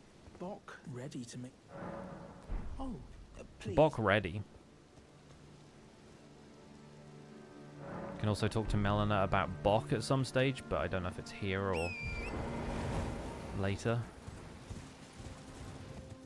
So many golden seeds. Yeah, the map still is right over here. Would I ever try modded Elden Ring? I've played with the seamless co-op mod, but I don't really feel like adding content to the game with mods, because honestly, there's still so much content in this game, in the base game, that I have still not seen. So I'm much happier sticking to that, I guess. I kind of like playing with the original developer's intent behind the game instead of people sort of modding their own stuff into it, but the modding community for this game is still pretty incredible from what I've seen. Do you have any recommendations on that score? Because I can't guarantee that I would look into them, but it's worth knowing. What does this guy sell again? Oh, you might. Are you here as a customer? Oh, the tower shields. Always fun. That's the guy who gives you the lightning pot recipe, which is handy when you're going through Nokron. Academy Glintstone Staff is today's weapon, yes.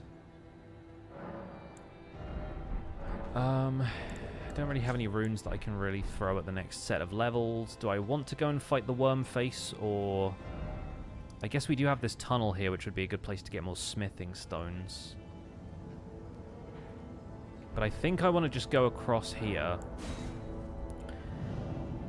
and fight the guy you have to invade for Vare's quest. And that way I can at least get access to Mohgwyn Palace. And do a little bit of leveling up if we want to do a bit of leveling up. There's Gold Mask, by the way.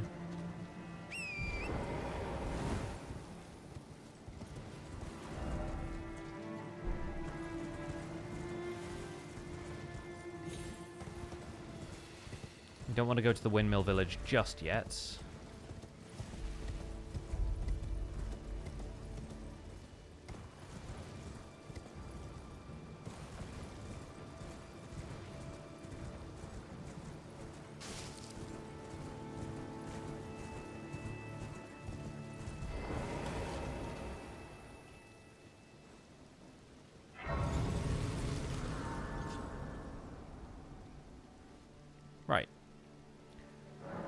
let's see how well we manage this. Oh, yeah, these guys. I'm gonna go around you.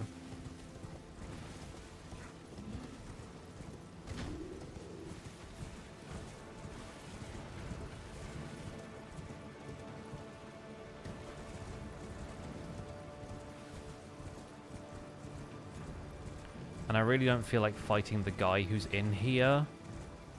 Like, there's a boss that I'm pretty sure is, like, guarding the Blood Hellas. Where's the... You know, the thing. Where's the thing? Here it is. Here it is. Oh. Narrowly avoided getting savaged by dogs. This guy.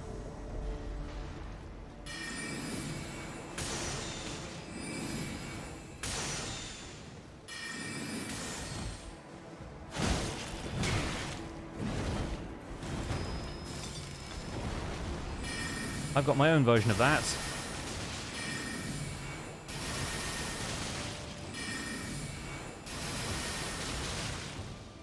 This guy has all of the Garank incantations and the largest club you've ever seen. I'm pretty sure that's actually the club that's in the carriage that's going past this area. Swift. We got him.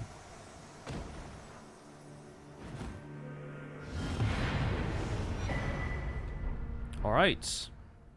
Magnus the Beastclaw defeated.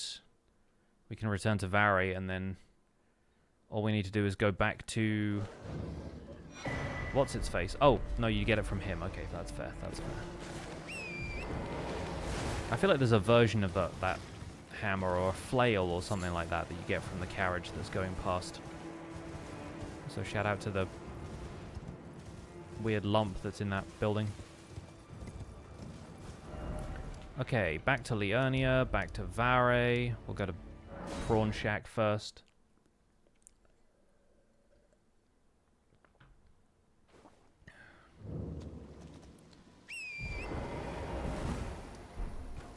I think this may feature in a few playthroughs simply because it's occasionally fun to get over-leveled and it's a fast way of doing it.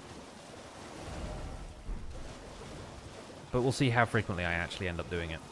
I think it depends heavily on whether I plan on beating a lot of other bosses, because going through and beating the bosses and kind of comprehensively completing this game is a great way of leveling up. But if you're not doing that, you find yourself under-leveled towards the final boss and you probably have a harder time. And I don't want to get stuck anywhere for too long. So having this as an option is always quite nice.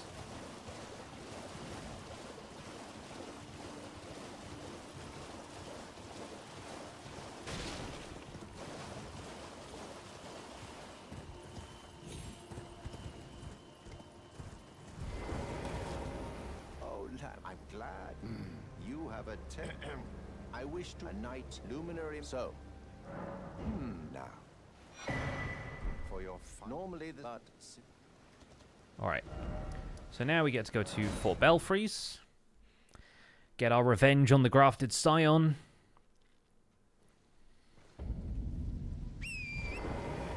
One of these days, if we ever get this far, I'm going to have to get very good at fighting the Grafted Scion the first time you encounter it, because one of the playthroughs is going to be the sword that you get from beating this boss. Which basically means if I'm going to follow the rules of the challenge and acquire the weapon as early as possible, I am going to have to fight the Grafted Scion and win. So I don't know if I will just try and repeatedly kill it, or if I'll like look up some strats first, like try over and over again, or if somebody has like a foolproof strat, or if there's a cheese or what, I don't know.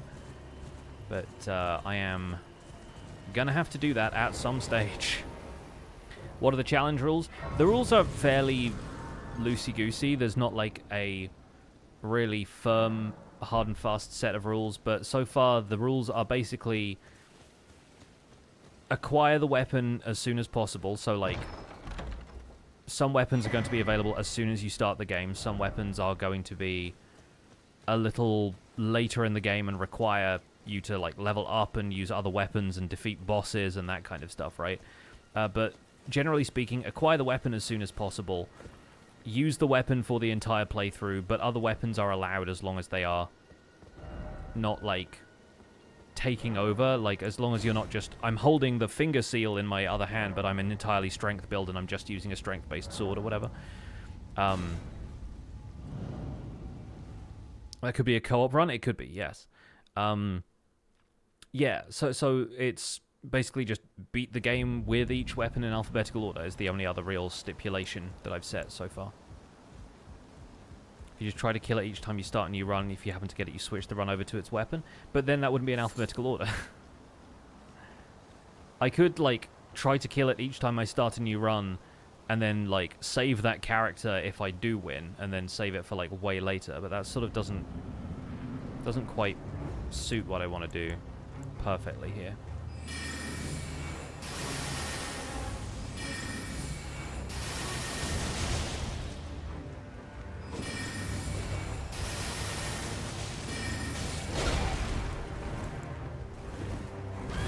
I guess the only other major rule is that each run has to be a new character, unless it's not possible to acquire the weapon until after you've beaten the game, like in the case of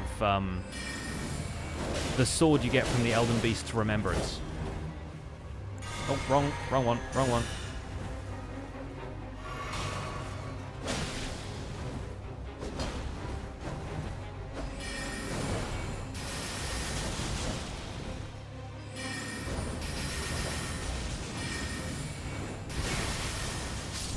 Yeah, okay, we killed it.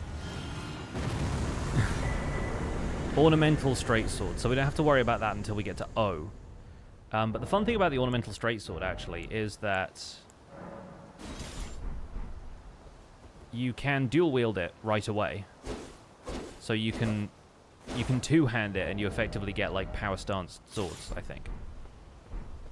Assuming that's what power stancing means. I think I'm still kind of hazy on the terminology.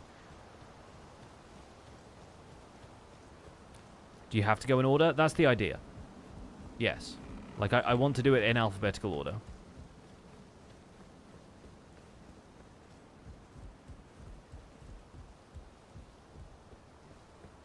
Because in alphabetical order, the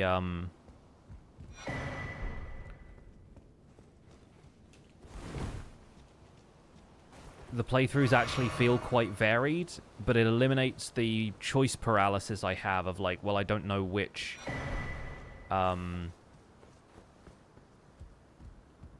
weapon to start with, you know?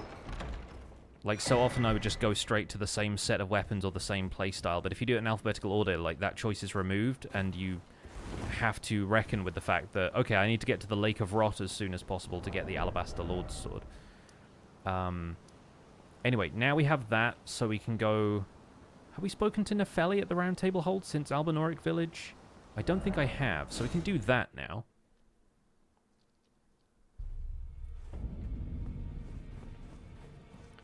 We won't be able to get the smithing stone until we beat Morgott, but at least we can give her the hawk now.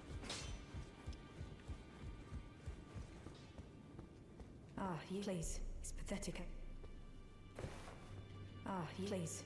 Oh, right, yeah, we need to go and talk to Gideon about Nepheli, and she's, like, down in the dumps currently.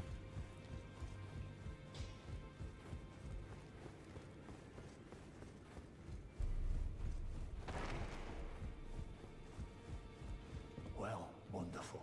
Make the journey to the cap of the two things you may be for we. We are tarnished. Bum, ba-dum, bum, bum, bum, bum. Honestly, determined, I suspect a dose. Find the Albinauric woman.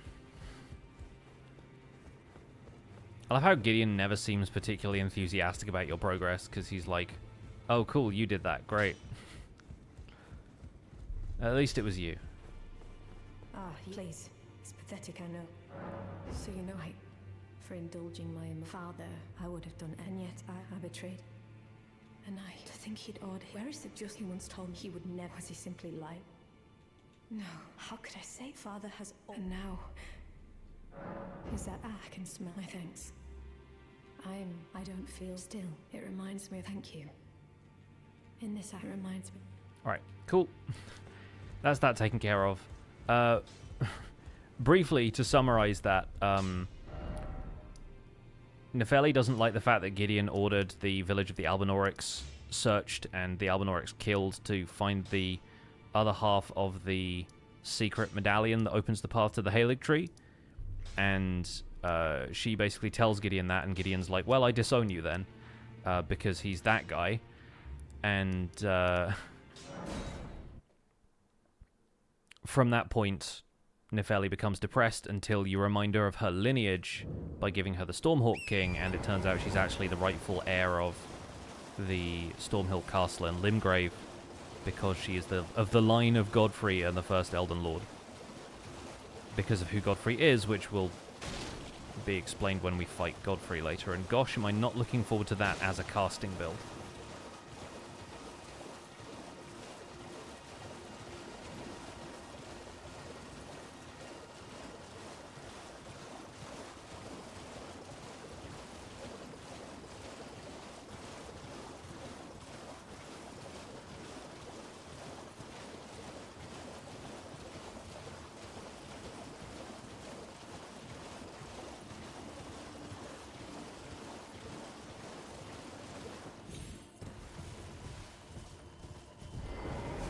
Alright, chop my finger off. And with this, a knight. Now, this no.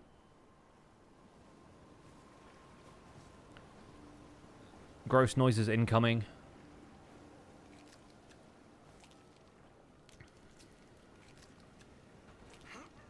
Oh, good heavens. Clench your teeth or something. It's also kind of hilarious that, like, never forget, for it is what this is supposed to be him chopping your finger off or whatever, but you also don't see any changes to your hands, and the animation doesn't look particularly convincing or anything. Oh, Ahmed, with the power I've garnered, but you mustn't. The meeting must luminary. We must. Screw you, I'm using it now. At least you aren't bitten by Gollum. True. Entirely true. Alright, welcome to Mohgwyn Palace. Can probably get a lot of late game smithing stones from this place, actually. So maybe we should take a look around. Limp Biscuit. Your eyes do change? Yeah, but then I feel like changes to your eyes are often kind of difficult to see, especially when you're wearing a mask like this one. So let's take a quick trip to everyone's favorite farming spots. Avoiding all of the stuff that pops out of here as much as we feasibly can.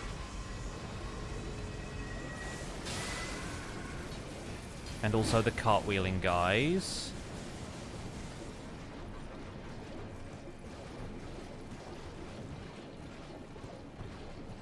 And make our way to the Palace Approach Ledge Road.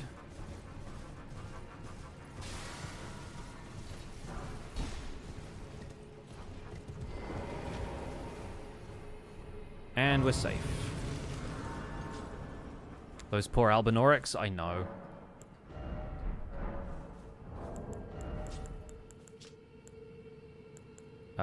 Let's get this.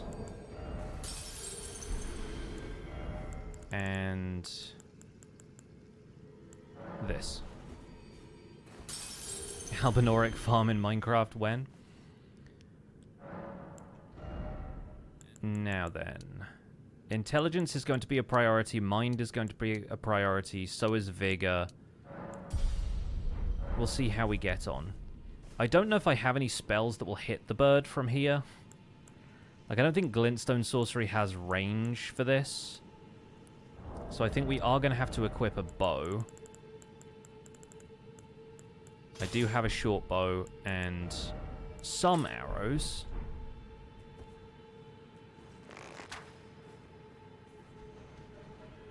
So this is going to work. What are Albinorics? They're kind of like homunculi, I guess. They're sort of artificially created creatures.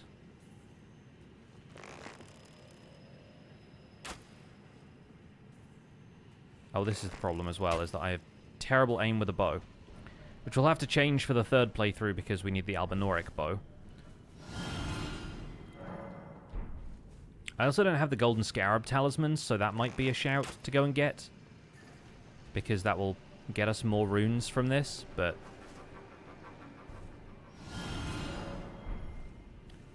This is everyone's favorite way to farm in Elden Ring. As you stand here, you shoot the bird drops off the cliff, you go and rest at the Grace to reset the bird. You get about 11 to 13k runes a pop. If you have some of the gold pickled fowl feet and you have a golden scarab talisman, you probably get more like 15k a bird.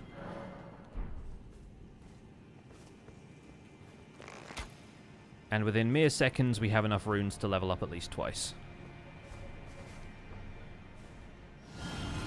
This now looks better on PC.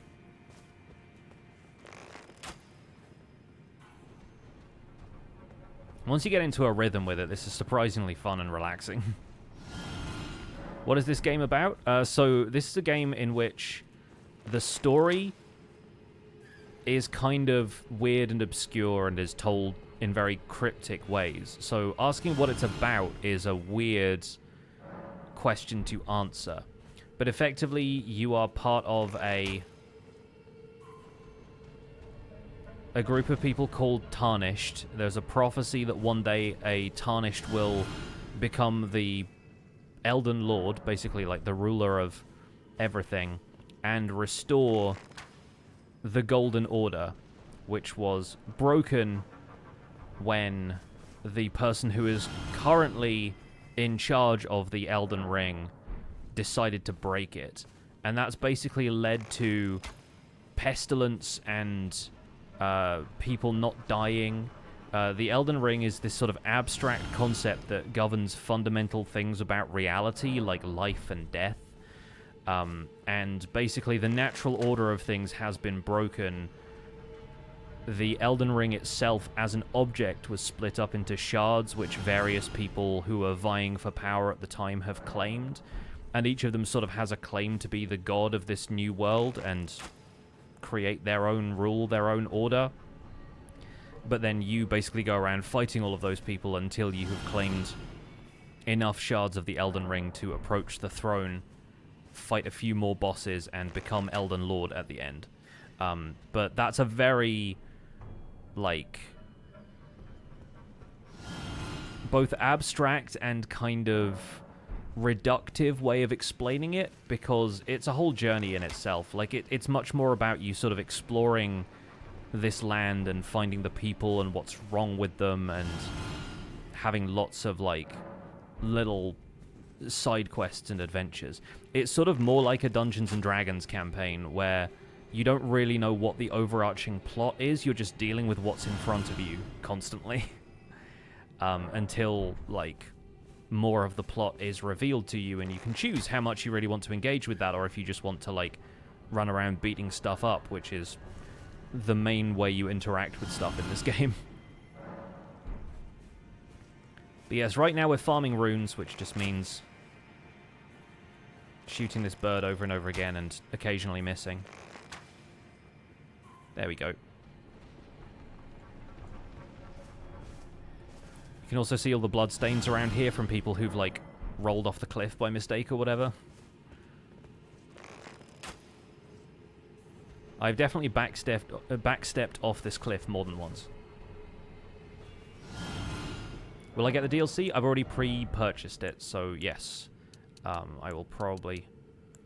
I don't know if I'll play it on stream immediately, but I will be playing the DLC at some stage myself, and I would also love to play the DLC in seamless co-op with Zoy XP, because we did our seamless co-op playthrough a little while ago, and that was some of the most fun I've had playing Elden Ring.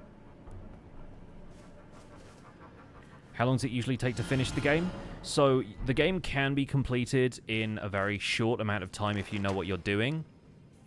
But if you don't know what you're doing and you're, like, running around trying to figure stuff out as you go, it can be anywhere from, like, 50 to 100 plus hours. Like, my first playthrough of this game was, like, 130, 140 hours, something like that. But I was going everywhere and doing everything. Like, if there was a boss, I'd fight it. I'd probably fight my way through more enemies than I strictly needed to. And, yeah, a lot of the time I was just experimenting with stuff and failing to fight stuff because I was not that great at the game at the time. I'm decent at this game now, but it takes a little while to understand the rhythm of this game.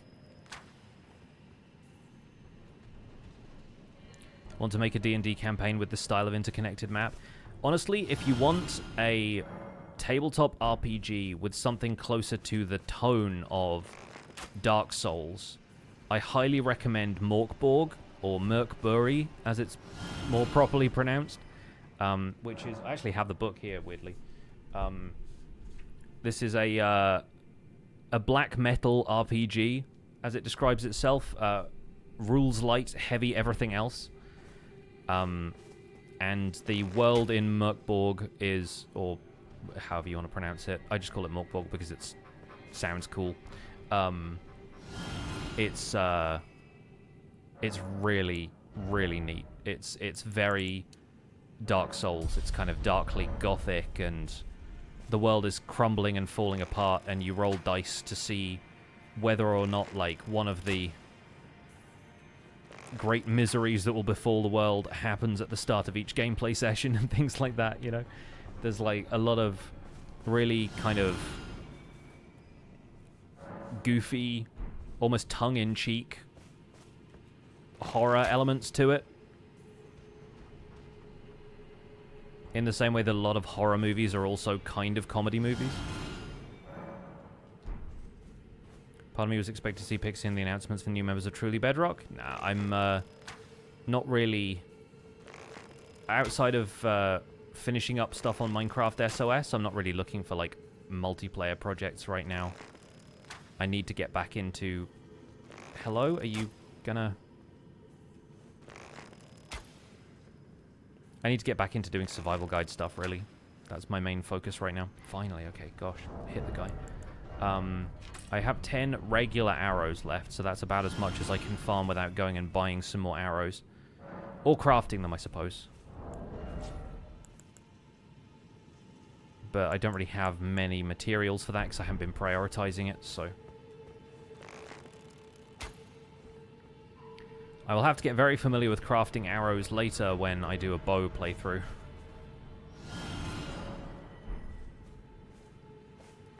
But that's another place where this farm spot is going to come in quite handy. But I was going to say I'm allergic to Bedrock. No, I've played Bedrock on numerous occasions in the past.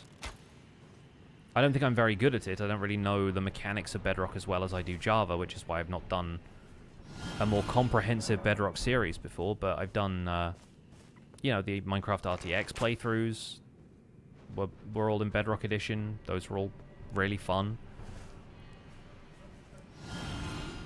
Done a level 1 run and a bow only run. The level 1 run was easier. Yeah, when I get to do a bow run, it's not going to be bow only. Because this isn't like staff only when I'm using the Academy Glintstone Staff. I just want the bow to be like my main weapon. Is sort of the criteria that I'm sticking to, right?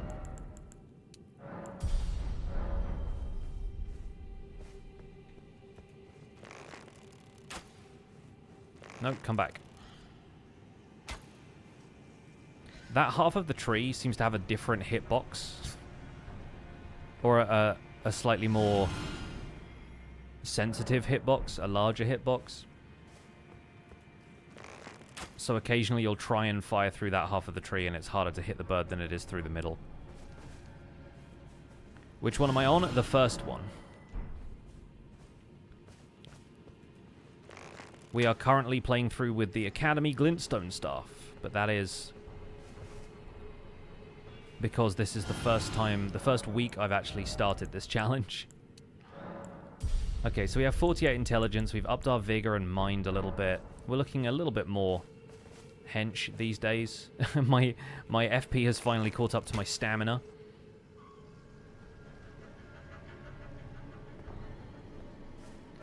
Alright. So that's a decent amount of runes farmed. We have the map for Mohgwyn Palace now. We need to return to Altus Plateau. Let's go and get some more golden seeds. I don't know if we're in good enough shape to go and fight Morgott yet, but we could. If we want to just, like, power through the story. Oh, I should probably equip the weapon I'm using. That would help.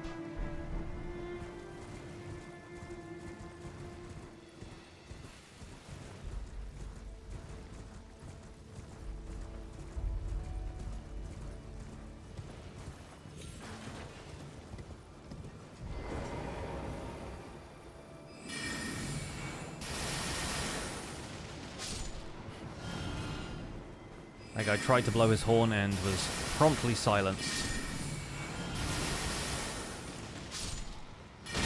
Oh, yikes. There's two of them. Oh my gosh, that was not expecting to be drilled into by that guy. Okay, there we go. A little bit better. Hello there. Alright, and the next one is these guys with the bows, who are all pretty bad.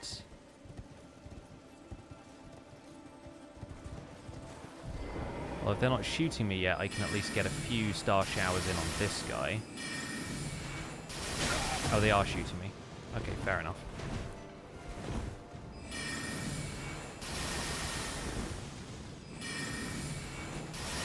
This guy who thinks he's a Crucible Knight.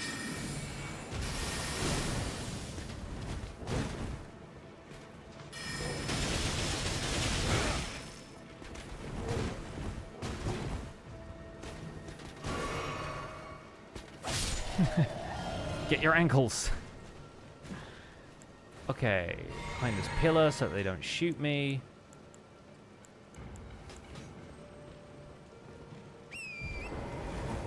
Horse dodging, baby.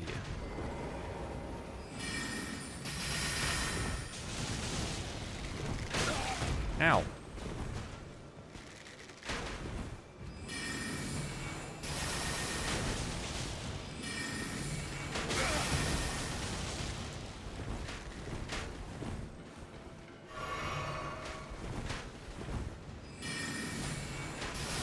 You really don't need to fight these guys, by the way. I don't know quite why I am. Except maybe to prove a point.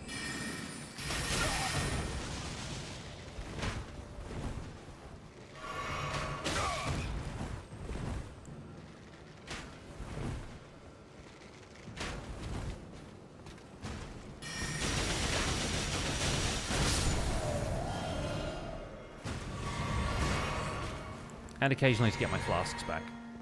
Now we're going to ride past the tree sentinels.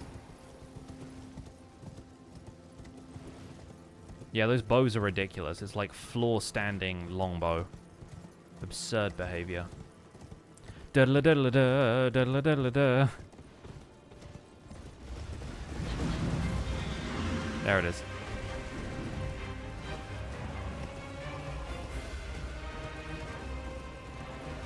And the award for the weirdest first-time chat goes to...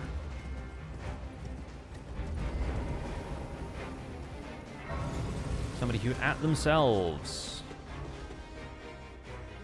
Don't mind me just passing through. Yep.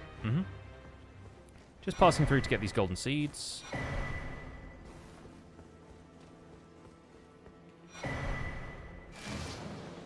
Map found. Okay, there were some guys that we didn't have to fight.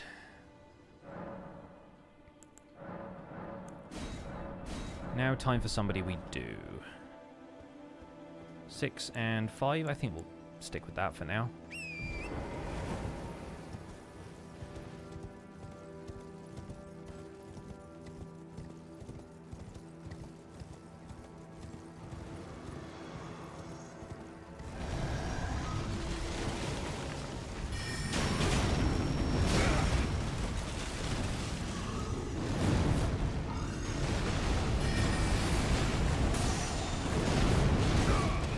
Tell myself this is a warm-up for Valiant Gargoyles, which are going to be a pain in the butt.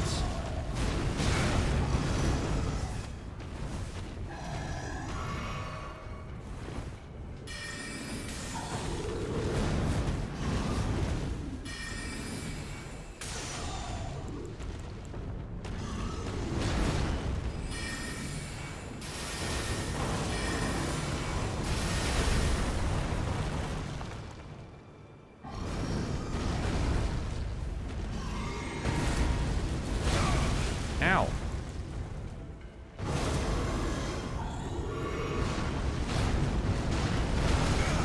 Oh gosh, that's rough.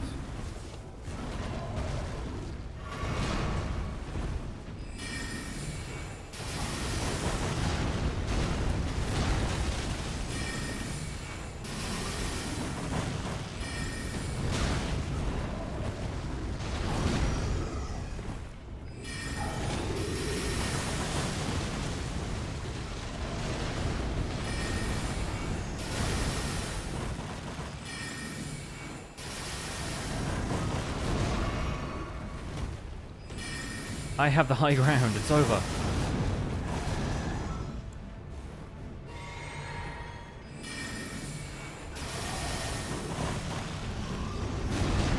Swift. Yeah, gargoyles are good for teaching you dodges, that's very true. Very true, very accurate.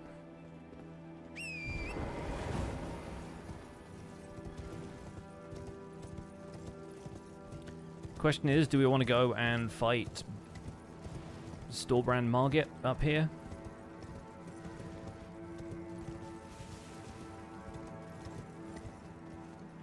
I love how far away he renders in from as well. It's like, yep, that's a guy there. Pay no attention to him until he starts turning into Morgott.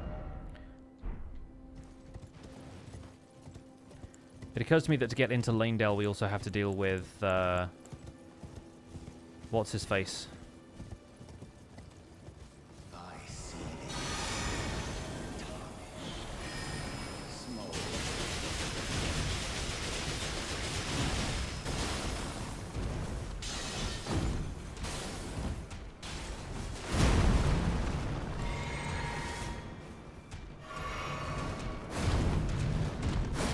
Doing a lot of unnecessary rolling here.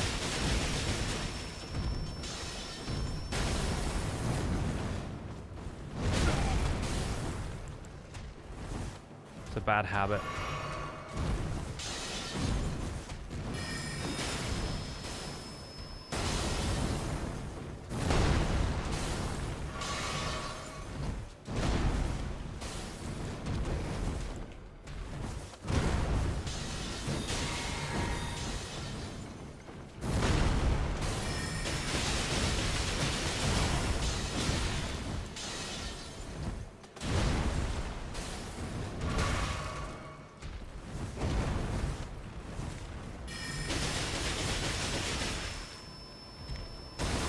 What? Oh, rude. I was doing well for a second there. And then it was like, psych, he moved.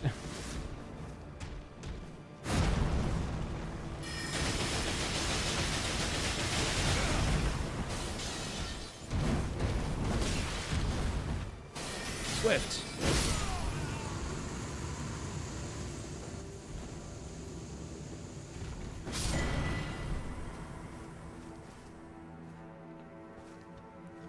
Hey, you guys remember Morgott's moveset? Haha, no reason. So I guess Grace up here, and then we'll see where we go from there. Just a couple of guys digging in the carts.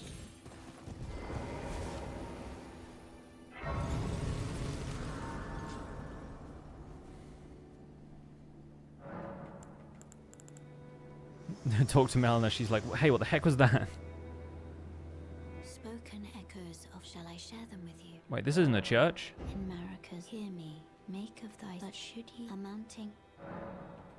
Shall I let my hand Yeah, turn my share runes to them strength, why don't you? your thoughts, your ambition. Nope, that's it, I'm done. My thoughts are intelligence.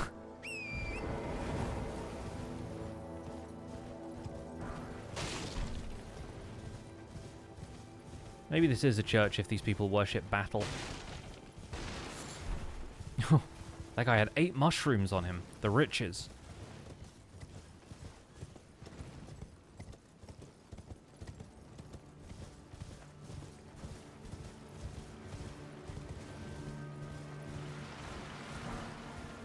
Some grace mimics, nice. Just gonna grab the grace outside of the merchant's shack here, not looking to fight the bell-bearing hunter.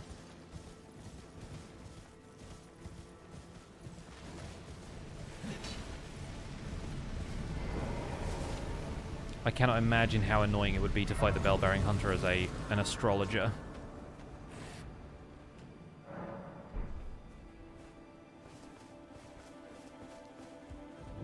Is some custom well?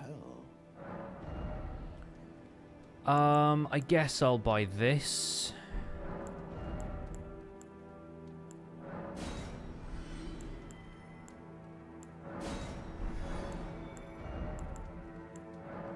Just in case we need that later. Oh, right, yeah. I was like, what is the note he has? It's about sewers. Supporting local businesses, yeah. Supporting local businesses, avoiding local skeletons. Those are my 2 main tenets of how I play this game.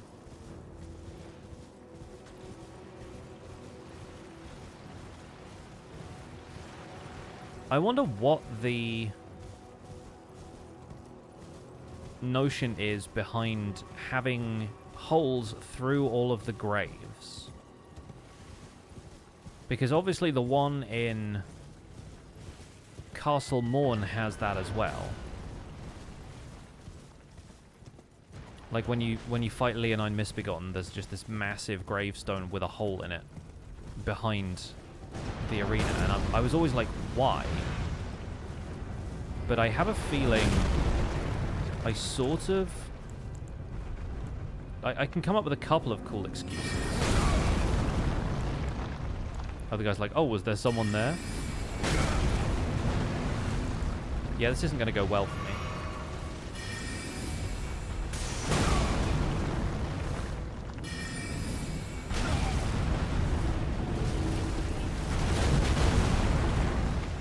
Not unless I stick around this guy's ankles long enough for one of the other golems to take him out.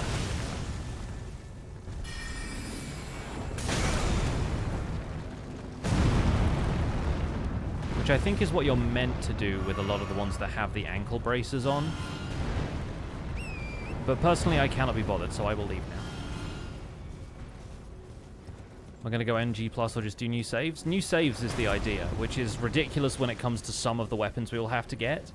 But I like the idea of, like, strategically planning each playthrough so that I kind of have to know where the weapon is and go and get it by the shortest route possible. Oh, yeah, this is going to be awful. But, you know, let's do it.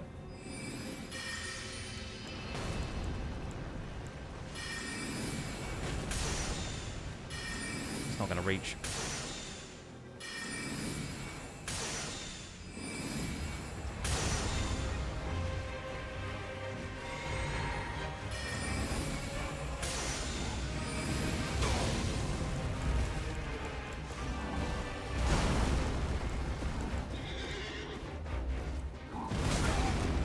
Ow, okay. Thought I rolled out of that. Apparently I did not.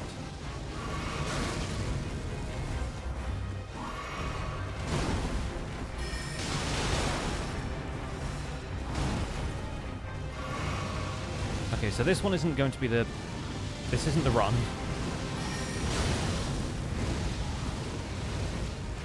But I am kind of curious to see what else we can pull with this guy.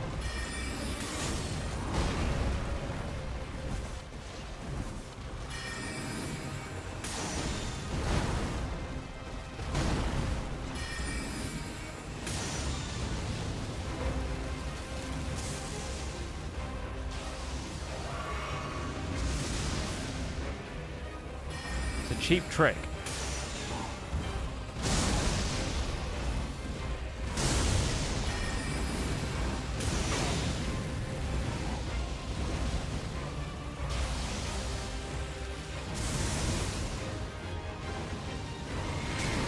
Horse fireballs me literally every time I go to drink.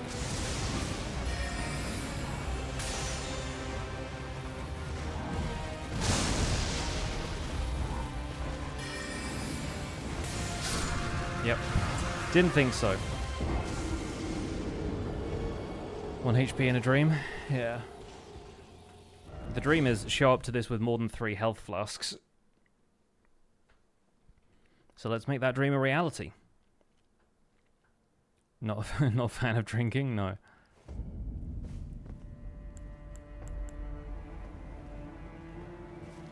I was also a little optimistic casting Terra Magica so far away. The horse, like, turning to face me is very good.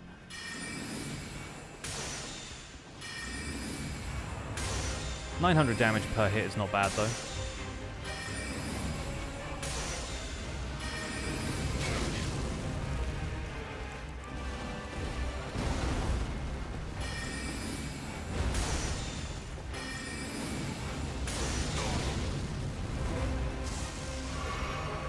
Okay, he's on second phase. And my roll timing is bad.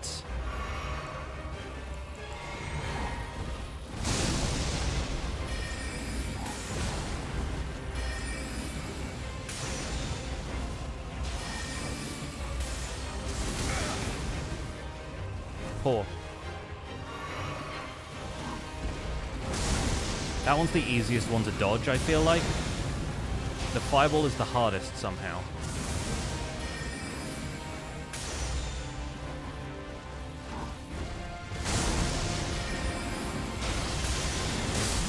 Oh, rats. So close. I forgot he has that sweep. Third time's the charm. We'll get him. I had like 900 runes there, so no loss, really.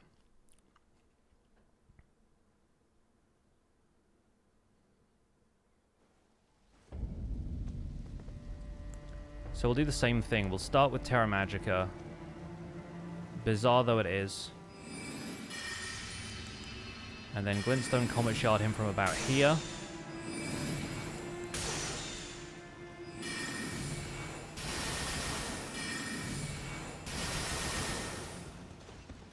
You know what? Let's have a do-over.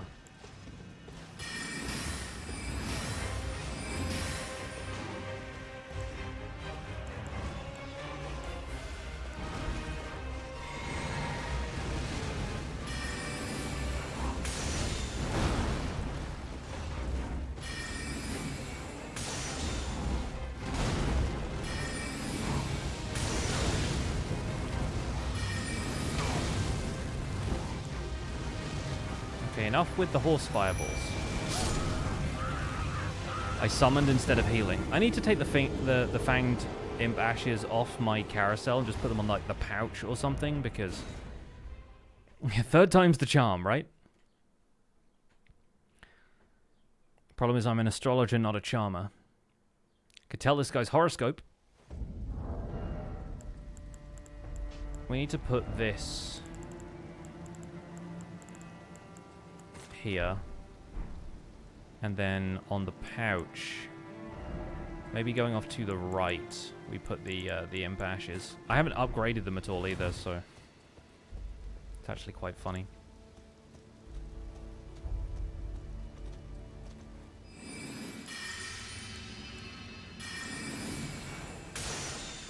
Okay, this time he's walking into it, so I'm fine with that.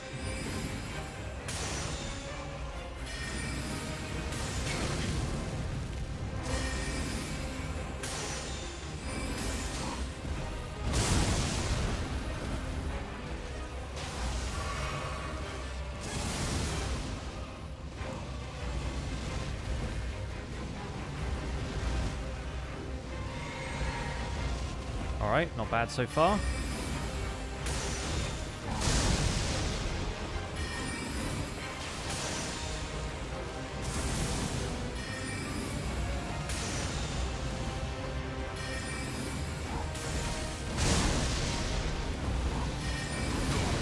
Oh.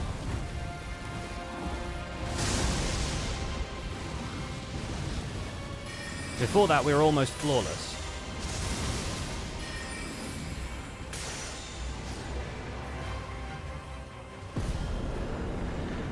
Pretty good. I didn't have 500k runes or 50k runes just on the ground, though. That was the reward for beating the boss. Mulligan on the third try. That was still the third try, yes.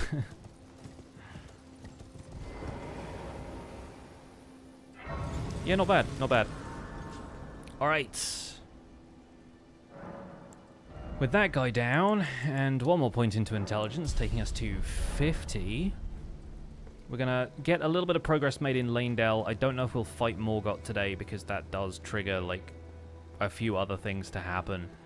But let's at least get in here. I blame the imp ashes. Me too, dude. The imp ashes were clearly a distraction.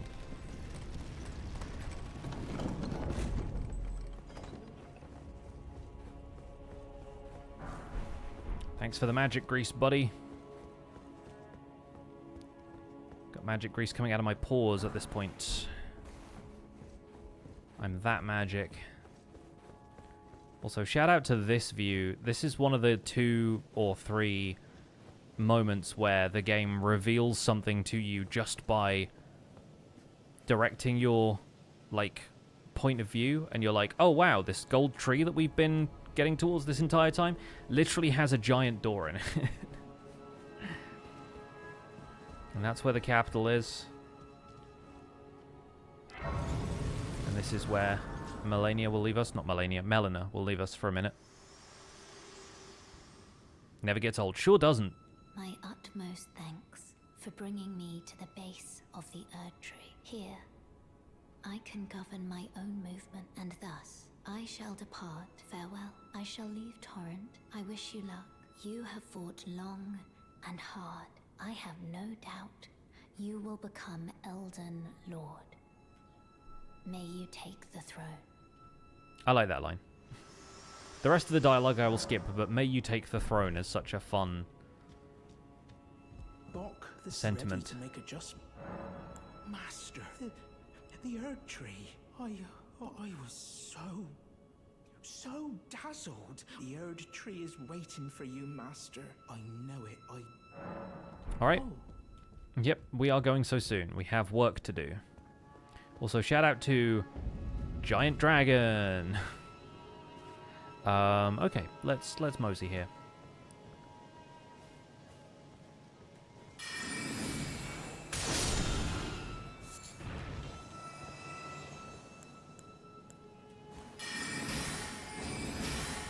Okay, so it does need 2 of those to take down one of the Erd Tree Saxophonists here.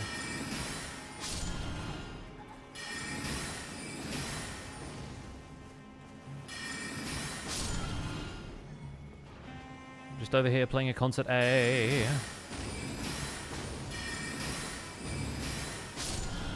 Okay, good. On my latest Bare Fist Steve playthrough, that guy dropped his weapon, and I was like, oh, that's going to be a fun playthrough.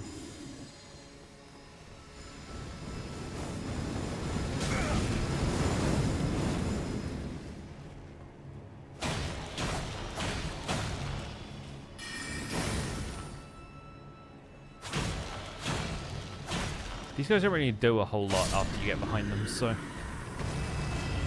not worry too much about that guy. Instead, let's worry about this guy, who I will backstab on his way down the stairs. Get pebbled, son!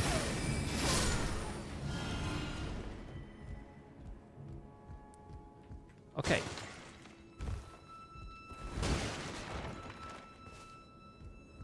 Don't know if there's anything else in here. There's cave moss. I guess it's perfumer stuff, so that makes sense. Could this be a dog? It could be.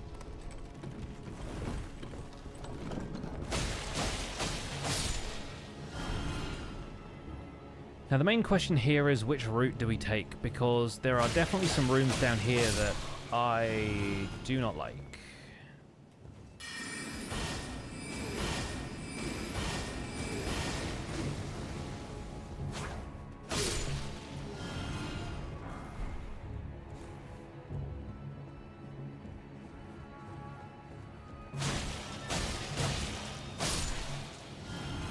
And I don't know if there's anything that really helps with my whole astrologer build situation. So I think maybe we just go over the rooftops for a minute here.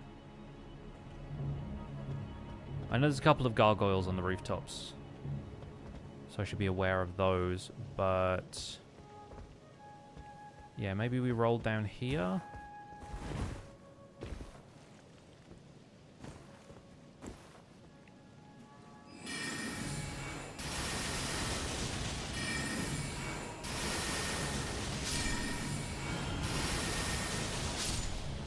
All right.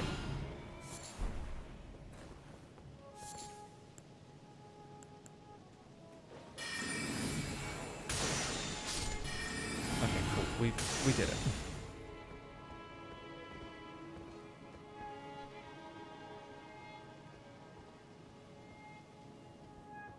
And this is the point where I will need all of my wits about me.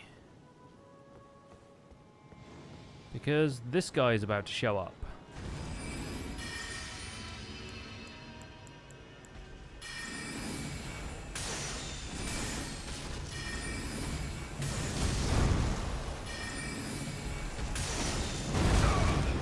Ow.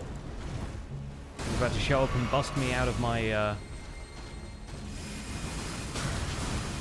my magic seal.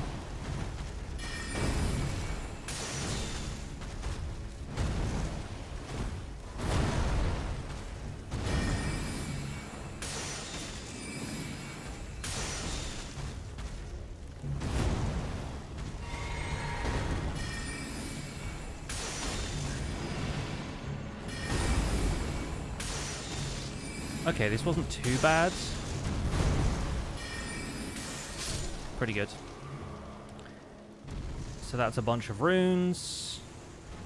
And also a rune that gives you a bunch of runes.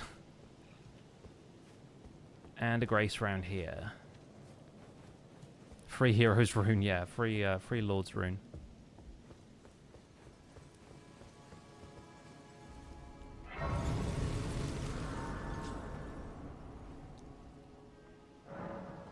I'm still trying to think on what is in Leyndell that could really benefit this run.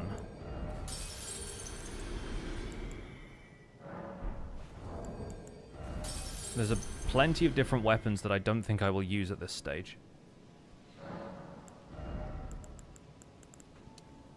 More vigor is going to be useful against Morgott, though.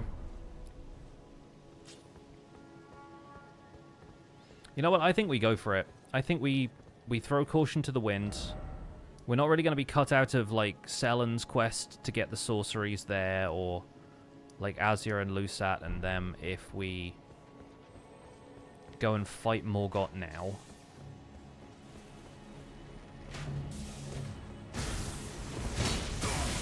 Ah! Stop it.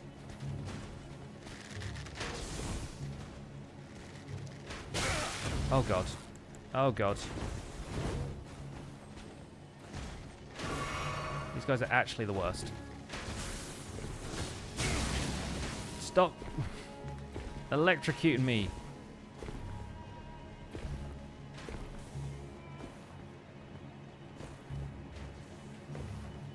Let me climb the wing of this dragon in peace.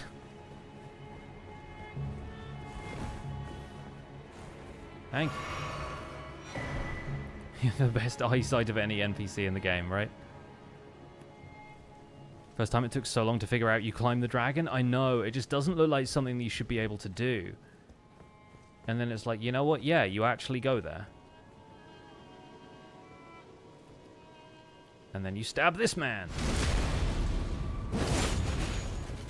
Get comet sharded. Well, you somehow had iframes through that attack. I don't know quite how.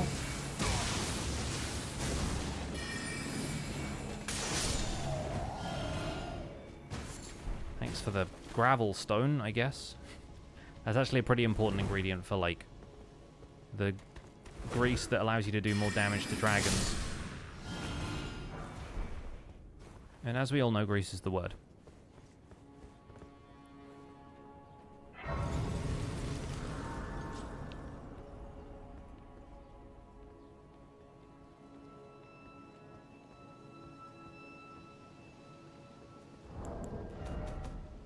We have 2 golden seeds. I think it needs 4 to upgrade right now. So I'm just going to creep past these guys. Okay, bye.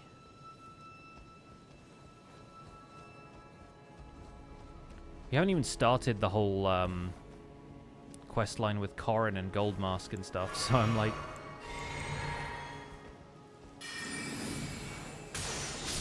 I constantly feel like I'm missing stuff, but then I don't need to do that stuff, and that's somehow a hard habit to break. Swift.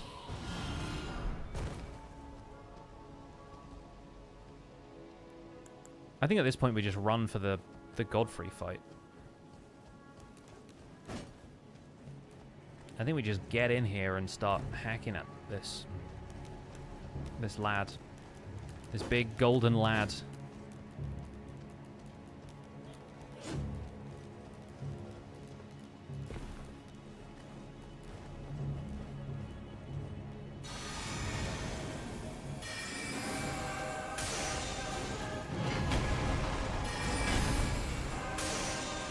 Him and his, like, Superman axe throwing shenanigans.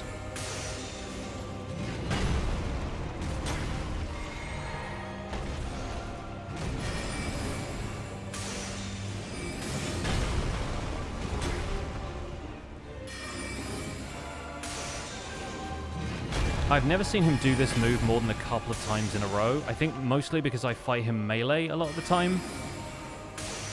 And now he is just walking towards me menacingly and occasionally throwing his axe. I'll be over here if you need me. Firing a glintstone comet shard at you for the 4th time. He came over. Turns out he came over.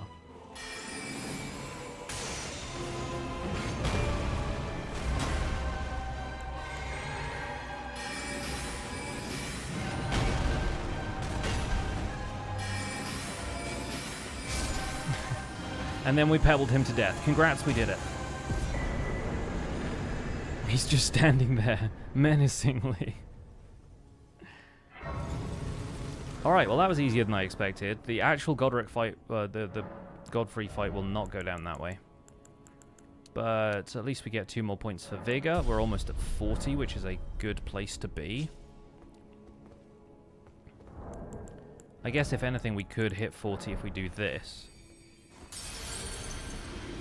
Which is basically a free level where I'm at right now. Sweet. 85. I'd say that's fairly comfortable for Morgott.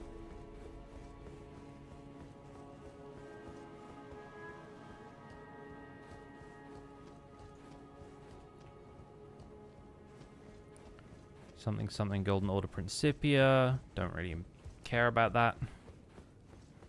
Because it is incantations, and we are a sorcerer. I'm a sorcerer!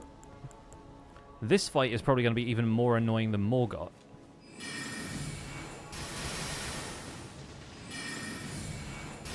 Because these assassins are always annoying.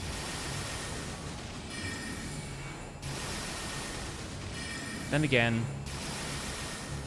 with spells like this, who needs enemies? Also, shout out to the finger reader crones actually blocking that assassin's attacks. I lucked out there. That was kind of cheesy.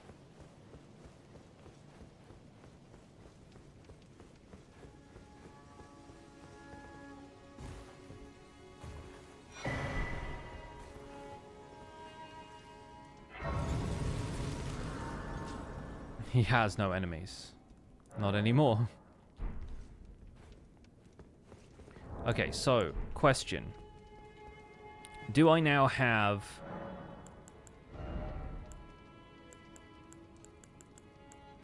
enough intelligence to use Comet? I do. 52 intelligence. I guess I have 56 because... I've been leveling up a little bit, and also this crown gives me like +5 or something. It gives you a lot.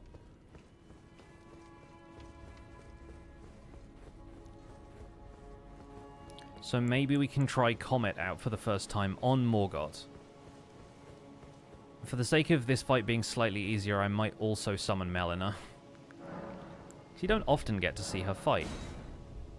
So this is kind of fun to be able to summon her just for this one. It's this and Godfrey, I guess. But let's go ahead and do this. She's a goated summon. She's pretty good, yeah. Graceless, tarnished. I can't believe we haven't fought Renala yet either. I mean, we have, but we've not won. Might do slightly better now I'm level 85. With these thrones?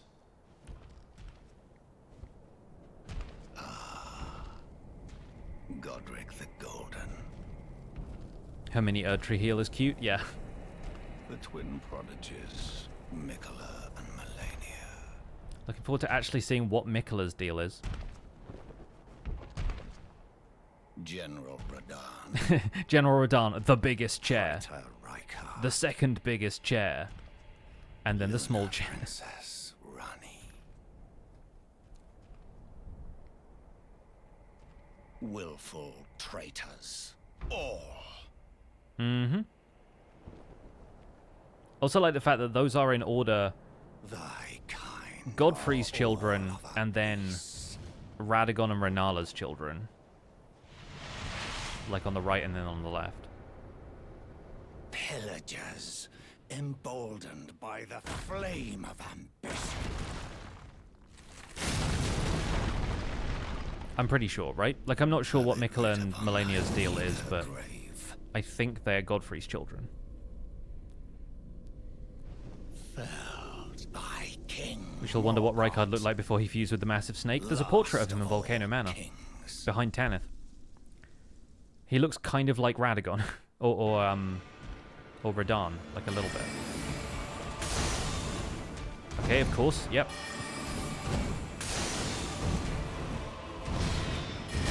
Doesn't, frankly, do a great deal of damage.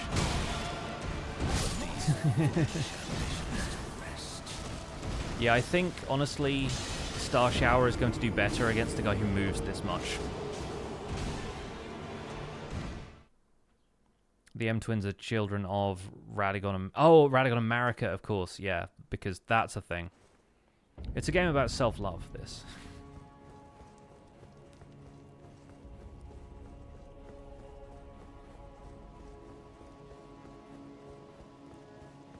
So yeah, I expected the fight to go more or less that way, but I was also trying a new spell for the first time and didn't quite have the timing down. The problem is, though, Morgott moves a lot. He's like quite a fast combatant. So I feel like Star Shower is going to be best in terms of needing to track his position. Because he's like ducking and diving around all the time.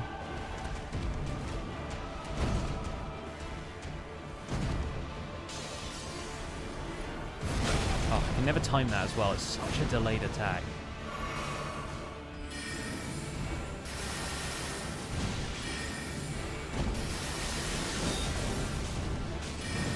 I found it. The one attack I will use for this fight.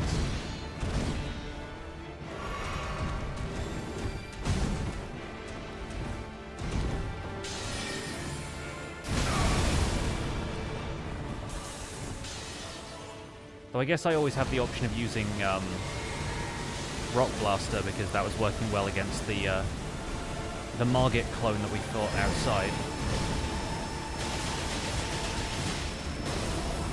But yeah, can't really take a point-blank hit from the Cursed Sword, can we?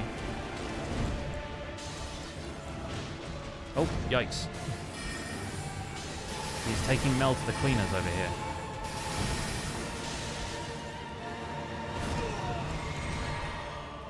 Right, this is phase 2, a little early, but...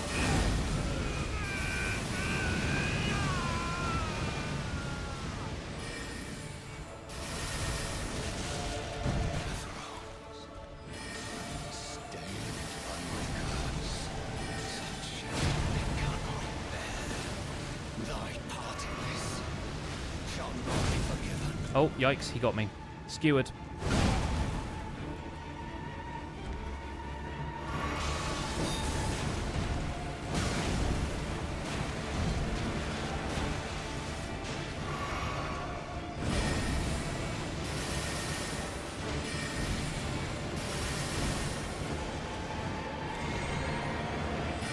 Okay, the physic is now the only way I have of restoring health. So this fight probably isn't going to go great, but Melina is a pretty solid distraction, so we'll see.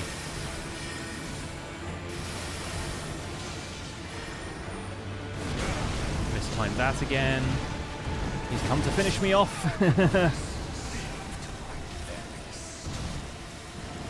We have 2 flasks left.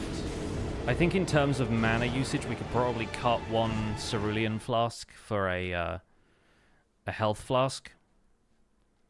Hey, KG, good to see you, buddy. I was in your stream briefly the other day. I was just lurking, and now you're like the world record holder for New Game Plus in this game. What the heck?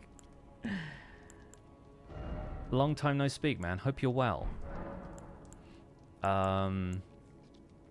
Yeah, I think we'll cut 1 flask for health, because I think we're good for mana. For level 1, yeah, man. Incredible stuff.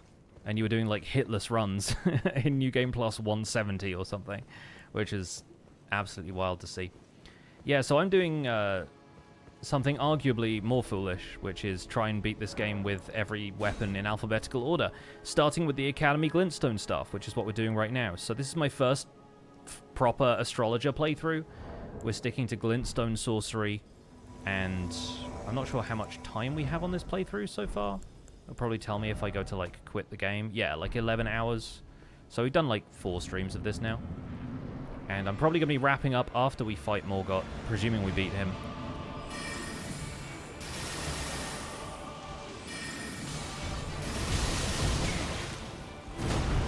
As you can see, I'm not the hitless wonder.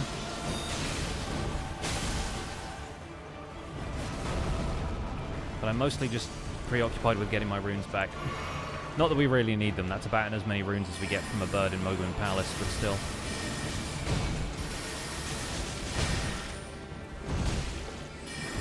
It's such a different playstyle to what I'm used to this, because I'm so used to, like, getting in close to Morgott and just meleeing him constantly and dodging up close so I can roll through the attacks instead of rolling away. And so this playstyle is like hamstringing the way I normally fight the guy.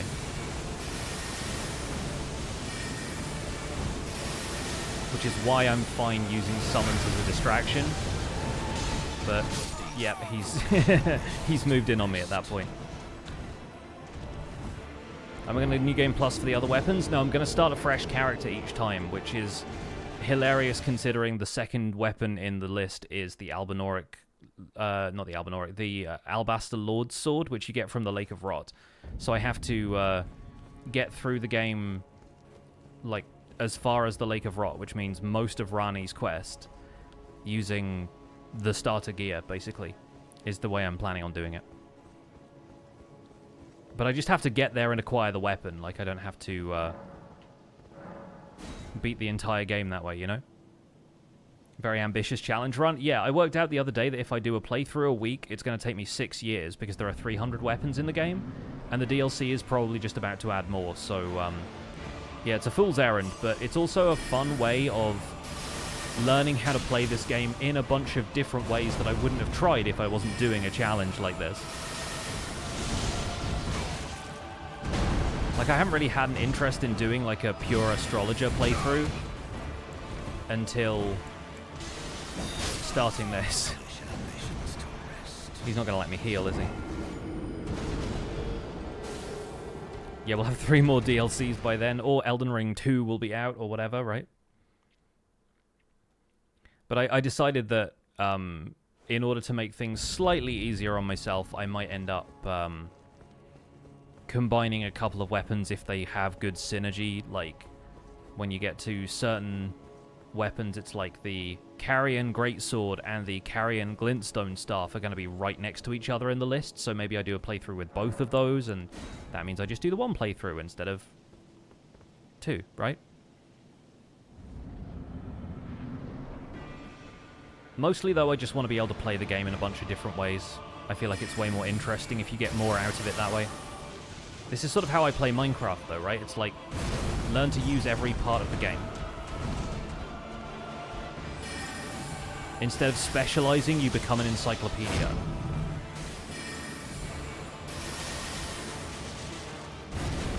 Okay, timing the rolls better this time.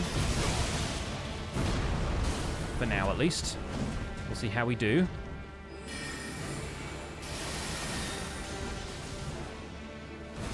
Oh, that one not so much. I need to start, like, counting some of this stuff in my head. Like, I genuinely think that'll make it easier.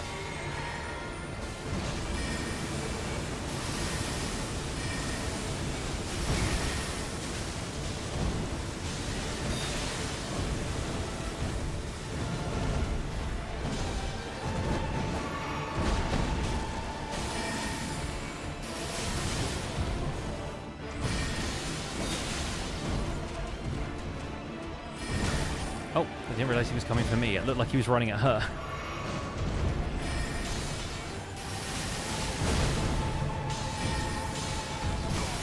He switches targets so quickly and organically as well. Like, it's honestly a little difficult to see who he's aiming at some of the time.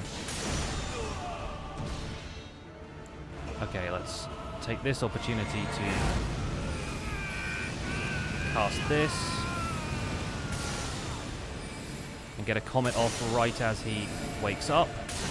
And he's stuck on Mel.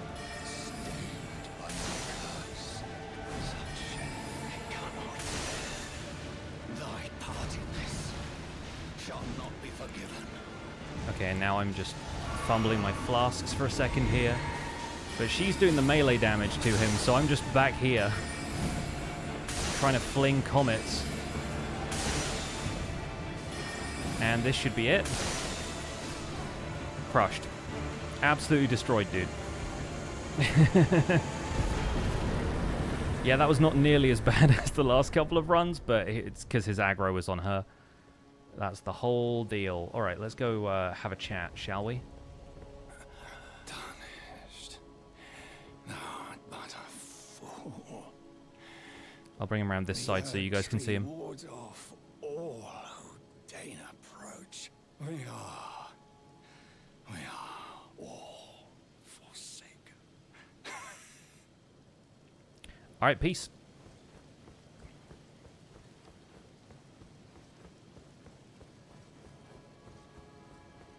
And now we have the Wall of Thorns. We don't have the right. Every time, dude. What games would I recommend to someone who likes Breath of the Wild and Minecraft? Tricky. I mean, obviously Breath of the Wild has a direct sequel, so if you haven't played Tears of the Kingdom, then I've heard very good things. I haven't played it myself, but I've heard very good things. In terms of Minecraft, Enshrouded is a really good one that just came out in early access and is already a fantastic game, I think. Yeah, there's a handful of games in each genre that I think you'll find really rewarding. A husk of the trees being the only way to stand before the Elden Ring and become the Elden Lord. My purpose serves to aid in that very act. So I'd like to the flame then and guide. Alright, cool. We have the Roll Medallion. We are ready to go. Let's level up. And, oh yeah, I have 50 intelligence right now, so let's add 2 more of that so I can use Comet even if I'm not wearing this helmet. And that way I have my Fashion Souls options opened up a little more. But I think this seems like a really great place to end the stream for today. Because we've gone from Radahn at the end of the last stream to Morgott at the end of this stream. We have our 3rd Great Rune, none of which we've activated yet. And, yeah, with the Rolled Medallion, we can go to the mountaintops and continue that direction if we want to, or we can backtrack and find Comet Azure and do bits of Sellen's quest, but I think with it coming up to... It's 7:45 here. I think it's probably time for me to go and make a risotto. So that'll be it for today, folks. Thanks so much for joining me for both the Elden Ring and for Minecraft, if you were here for that earlier as well. Thanks to everybody who stopped by, gifted some subs, subscribed, cheered bits, all of that. I'll drop you off with somebody else who's playing some fun stuff here. I tell you what, I haven't rated Prodicius for a really long time. He was playing Elden Ring again recently as well. He's playing Destiny 2 today. So I'll send you guys over to Prod. There may be adult language, adult conversation. I forget what the vibes are in Prod stream, but you'll have a great time over there if you're a Destiny fan. Looks like he's maybe playing some PvP. I don't really know how the Destiny stuff works, but yeah, Destiny 2 obviously has a big event coming out this month. I think if it's not out right now, then it's definitely coming very, very soon. So I'll drop you off with Prod. You can use your Pixel Hype emotes and the hashtag PixelRay to show some love. Go say hi. And I'll be back on Tuesday, where we'll probably be back to streaming Survival Guide or Minecraft Bingo. And there won't be an Elden Ring stream afterwards because we've got an event on SOS that's basically the end of the server. So we'll be recording that. And yeah, for now, folks, have yourselves a great rest of your weekend, and I'll talk to you soon. Take care. Bye for now.